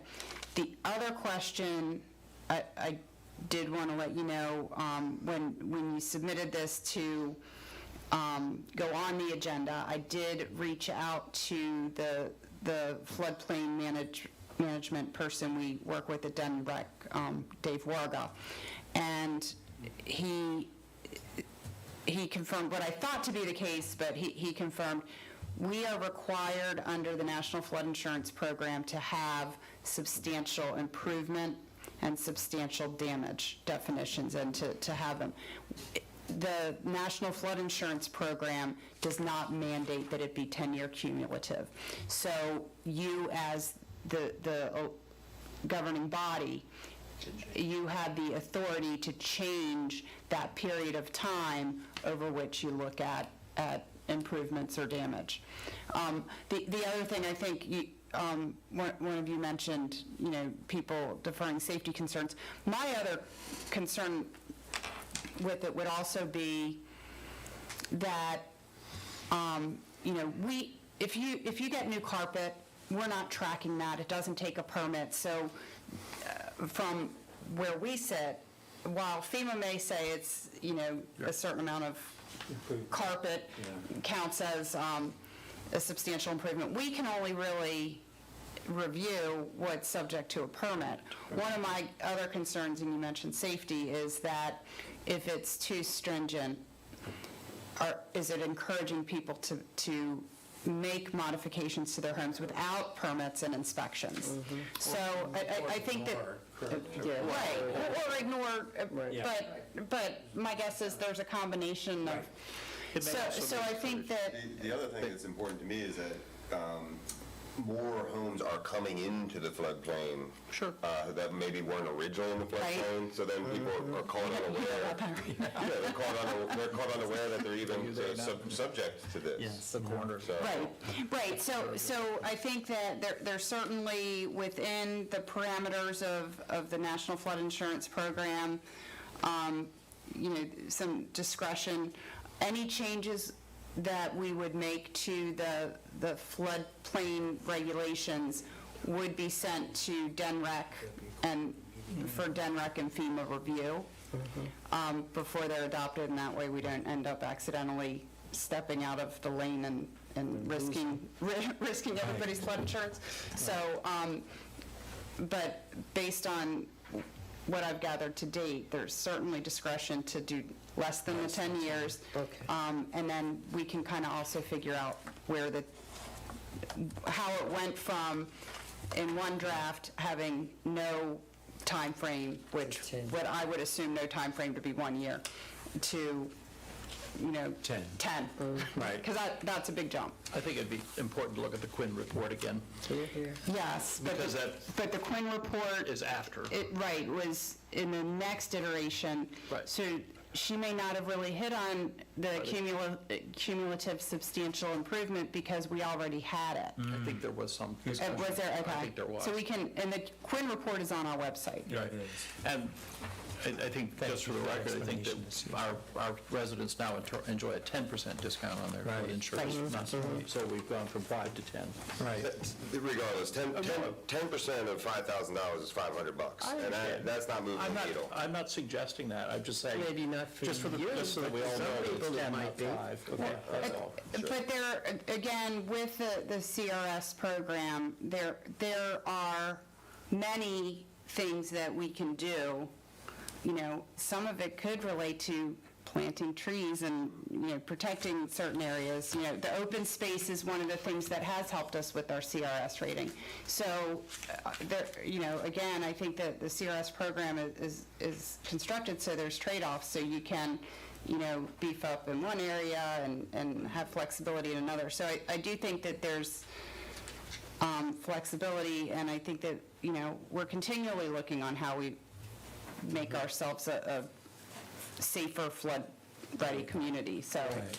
And that FEMA business here, it falls under our building department, is that correct? Yes, the building official is the floodplain administrator under the code. Right, there you go. And he holds the certification of a certified floodplain manager. Thank you. I think, I was kind of going to jump ahead a little bit to the next proposal, but, because I think it's a good segue. We're talking about the 10-year cumulative, and we've all heard a number of comments from the public and others about it. And so how do we manage that? In many ways, is always a question. I mean, we all get emails from constituents and others, and I know Anne Marie, you and others, Janelle, get all kinds of things. The second part of what Andrew and I have been talking about is creating a web portal, where it can be, we can maybe have one or two, we need to discuss it. In other words, trying to find a very user-friendly way for the public to weigh in with issues, but more importantly, too, solutions, ideas that they may have. It doesn't have to be just a gripe or a complaint. It could be a proposal, an idea that they have about a variety of things. I think, maybe 197 focused might be a good way to start, but I think, again, this all aligns with what we've been talking about in terms of transparency, openness, community engagement, and I think this would be a good start towards that. I agree with you, Coyle. I think we can create a portal. We have to look at it, how it would fit into our existing website and access, et cetera. But I think it's a great idea. There are a number of products out there, depending on what our objectives are. So I can look at some of the, companies that provide these products have relationships with some of the professional associations we're working with, either on the city management end or on the planning end. So my guess is there are a variety of canned products that we could look at, and depending on what specifically we want. I think we'd have to set up what we're looking for. Right. So we just didn't get a broad base. Right. I guess I was thinking that we would kind of look around online at what the different ones that, there's Dude Solutions, Granicus has some stuff. So there are a number of companies that I'm aware of that we could kind of look at what the functionalities are, kind of bring that back and have a discussion of, what are the functionalities specifically that we're looking for. Okay. So going forward, do we want to ask the planner to bring forward some consideration for us? Or do we want to work on an ordinance? Do we mind if we take it, before we do that, if we're going to make that action, is there anyone that want to make some comments about this? Absolutely. Before we Yeah. make them? You want to talk, Kevin? Come on out. I can honestly say I don't. Okay. This hour, and I'm sure you don't want to hear me. Why not? I would just simply say, thank you for doing this. Thanks for the courage of offering a proposal that actually does something for those in the floodplain. And we'd be happy to work with you. I do only request that, given how things have operated with regard to proposals developed exclusively by city staff, we see if we can come up with a mechanism where those who are impacted have an opportunity to participate in the development process. And so that we don't have to do what we did at recent hearings, where the hearing is the first opportunity to kind of look through the language, and you only often have 48 hours. I think here there are some excellent opportunities to address this. There are multiple ways of doing it. I think what you all proposed is a great solution. I think it also addresses something which hasn't been discussed, which is the fact that the code has a non-conforming use component to it, and that is a component that's well established in law. And I don't know how some of the city policies, when you go to court on them, or if you were to go to court on them, how that would all be balanced out. So I think by creating a process where, yes, the staff is working on it, but more importantly, an opportunity is provided to the public to participate and offer ideas would be extremely helpful. Thank you. So thank you, Kevin.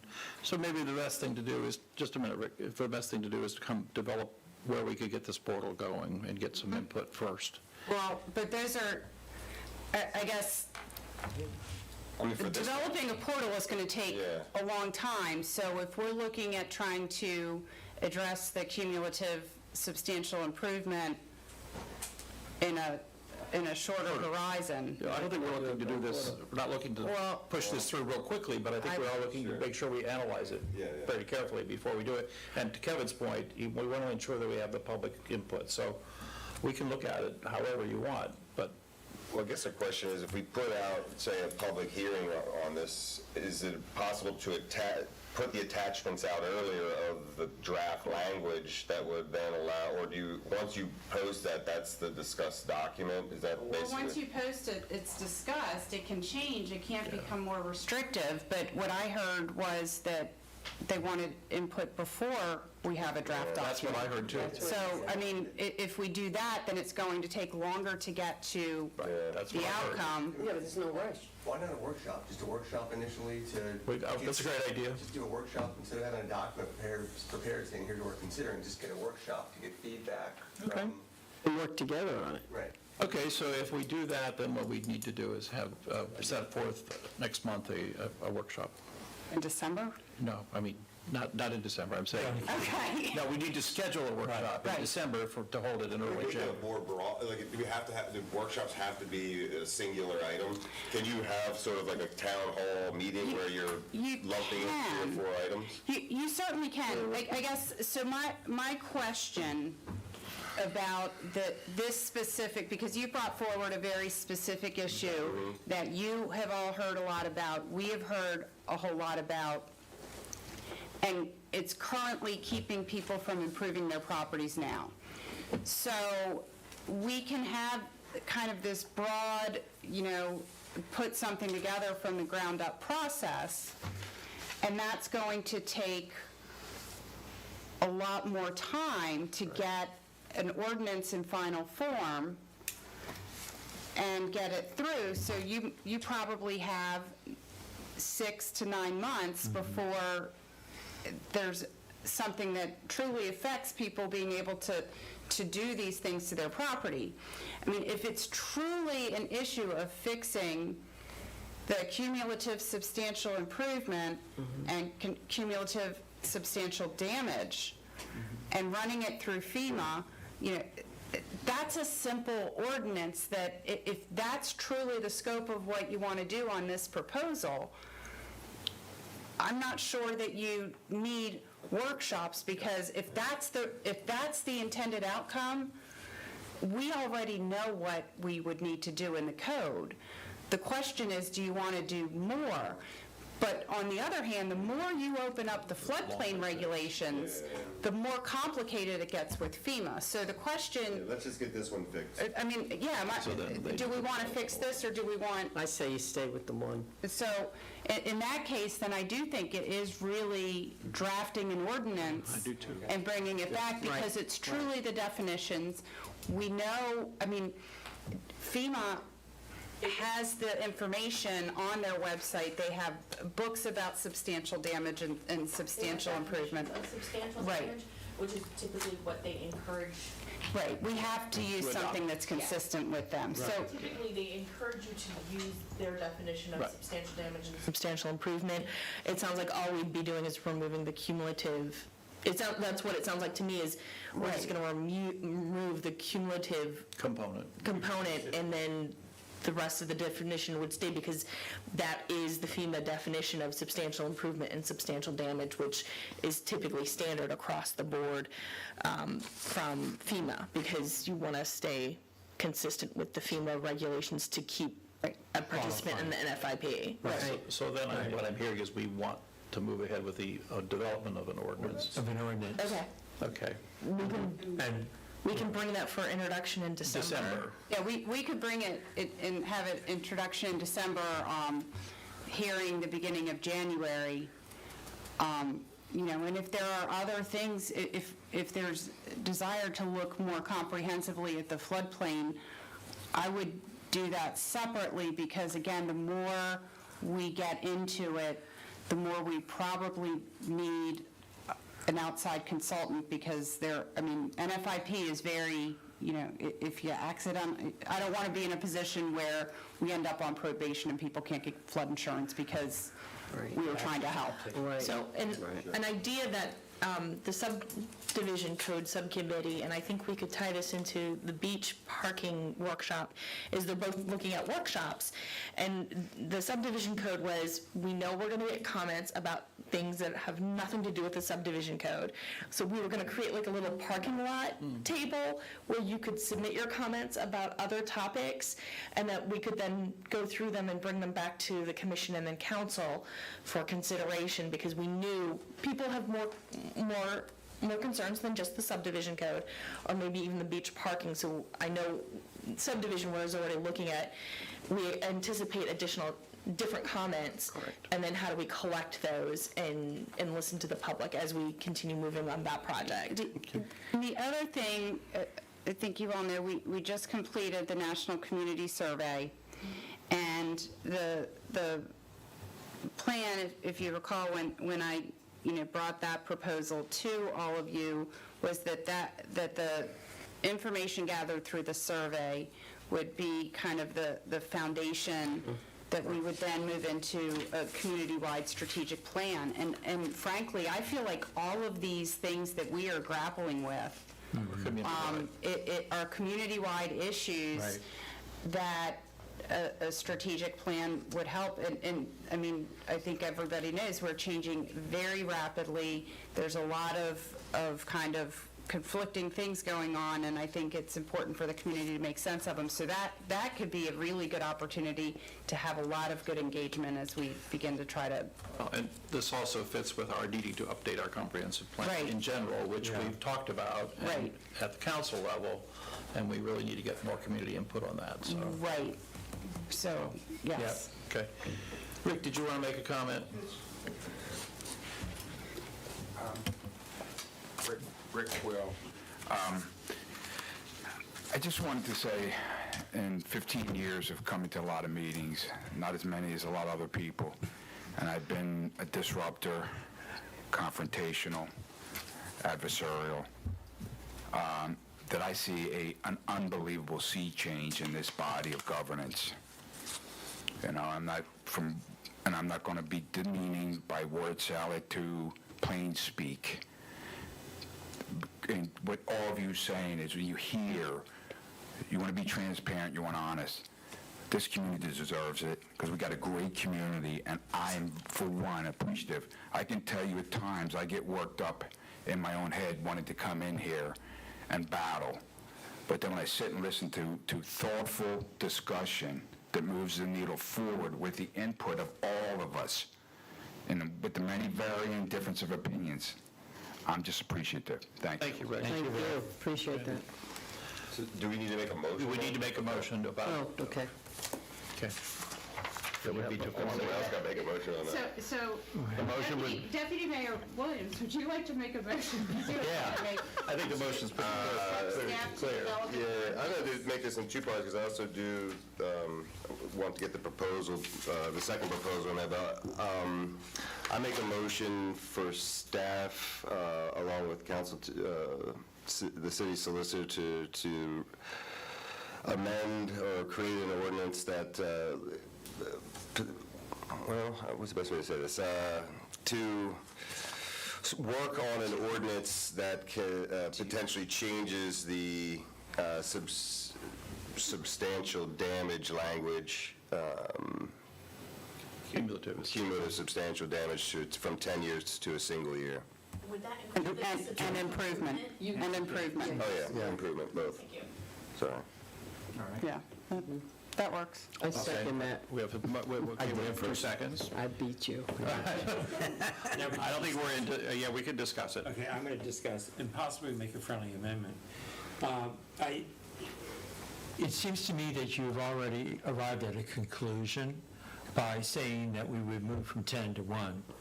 And what I'm wondering is, there are other digits between 1 and 10, and we might be prudent to leave it kind of open-ended. Would you consider an amendment to,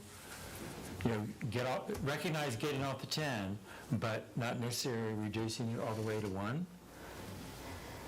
I mean, can't that be something that's done in the discussion portion once we draft an ordinance? Can be. It can be, but if the instructions are coming from this motion, that worries me that would be a requirement imposed upon that process. That's where I'm going with this.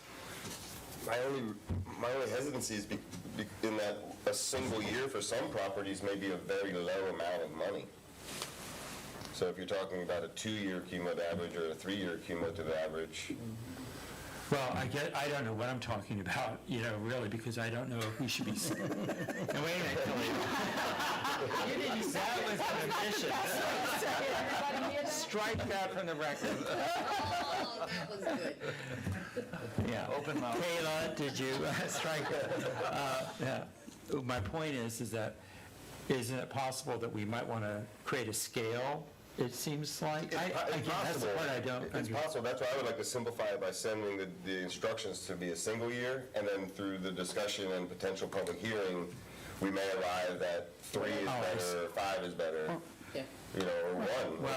Or we may arrive at 10 is the right number. Right. I mean. Yeah, can I, well, go ahead. You all talk. Talk amongst yourselves. I'm going to listen. You can make a motion to amend the motion to see if. Right, see if anybody, Right, and that was a friendly motion. I'll go on the record, that was a friendly motion. And I'm waiting for you a second to friendlier. Adversarial. Yes. Take a comment? Yeah. Bobby?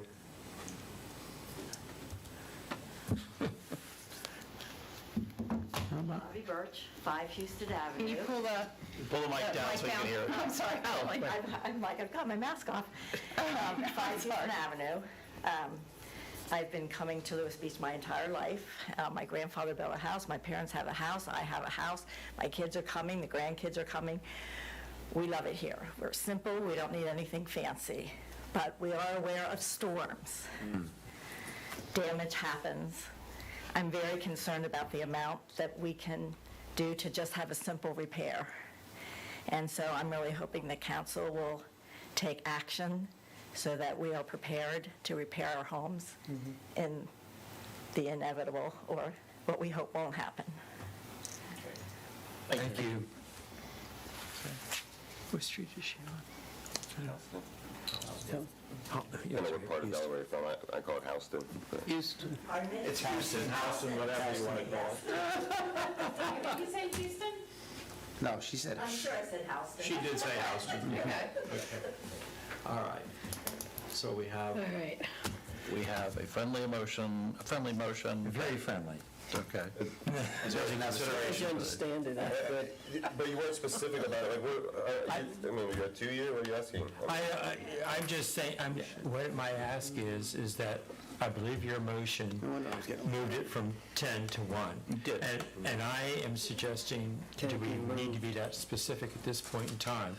And we can throw it. I mean, generally, yes, you should draft an ordinance with, again, it is a starting point, so draft it with a number. If you'd like it to be a different number, or if you want to make a motion to say, leave the number open-ended and see if somebody wants to second that motion, that's an option as well, to try to get an amendment. But what's put on the table is a 1-year number, and the friendly he wasn't willing to accept the friendly motion, so now your opportunity is to make a motion and see if it has support among other council members. Okay, then my motion would be that we do everything that you want and consider the moving the, the cumulative substantial improvement and damage language from 10 years to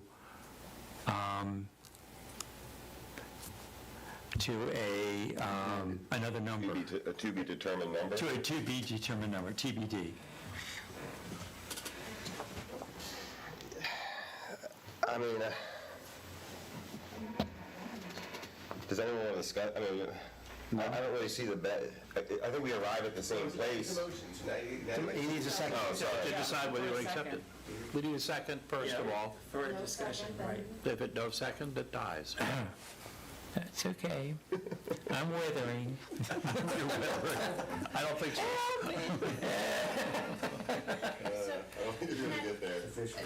There's obviously a lot of thought that you guys are going to go through. I do have a link to this 41-page document called the Delaware Substantial Improvement, Substantial Damage Guidance. We can put a link to that on our website so that the 5 of you can read it, all of you can read it, and that can help you to, I mean, I think there also ought to be some discussion with DENREC, or with NFIP about. right, and that's what I did reach out. Before we get to having this public hearing. Right, and I did reach out to Dave Warga, and what he provided me this link, but he also provided me the model ordinance that DENREC has developed for floodplain and the definitions from that also for substantial damage. So we can make all of that Okay, so available. when you develop this draft ordinance, I think we need to attach those documents to them. And we also need to make it available immediately on the website. Yes, so where would that Janelle be? just sent me a message that said, can you please send that stuff to me so I can put it on the website? And where would that be underneath planning? Where would we find it on the website? Typically, what we do for the code is on the city's website, if you go under government, there's an ordinances, amendments, and projects, which is on the far right. So this would be a new ordinance, so I'd give it a number for an ordinance, because we're tracking ordinances by number, and then it would have, I'd probably call it substantial improvement, substantial damage definitions, and then it would have its own website, and all the documentation would be there. Behind it. Okay, that's good. So I do try to put like all ordinances and amendments, if you hover under government, it's on the far right side. Okay. I don't think we ever took a vote. We haven't taken a vote yet because we're still discussing it. And I'm guessing the amendment died. The amendment died, so now we are at a point where we've shaped what we're going to do in terms of we're going to put an ordinance together, but we're going to attach all these other pieces of information to it. So with that, all in favor of moving in this direction? Aye. On Andrew's amendment. Andrew's amendment. Or motion, right, thank you, yeah. Aye. Okay. Yeah. Any opposed? No. I'm not opposing. I think I'm voting with them. So if it makes you feel better, No, it won't. you can please amend the the ordinance when it's introduced. And I intend to. And then they feel differently. Okay, well, and once everybody has read all of this stuff, you may have a whole different feeling. Exactly. Okay, so before we adjourn, there's one other thing that I just want to mention so that everybody's alert to the fact that we're going to be doing this. The BPW at their meeting last week made mention of the idea that we were going to have a joint meeting quarterly with the Board of Public Works and City Council, and we look to have that within the first quarter of next year. And so look for a date for that to be set. We have not set the date yet, but I think it's a good way for us to begin working much more closely together. And so thank you very much, Austin and the board, for supporting that idea and moving ahead with it, and we look forward to scheduling it. Thank you very much. If there's anything else to bring forward here this evening? If not, I would entertain a motion to adjourn. It's been a very long evening. I'll make a motion. And I'll second. Anyone, all in favor? Aye. Aye. Any opposed? So before I let you guys out, Taco Reho. so I had emailed you guys about, Well, guys, wait a minute. Henry has a non-public meeting issue. I emailed you guys about your availability on the 29th or 30th for a workshop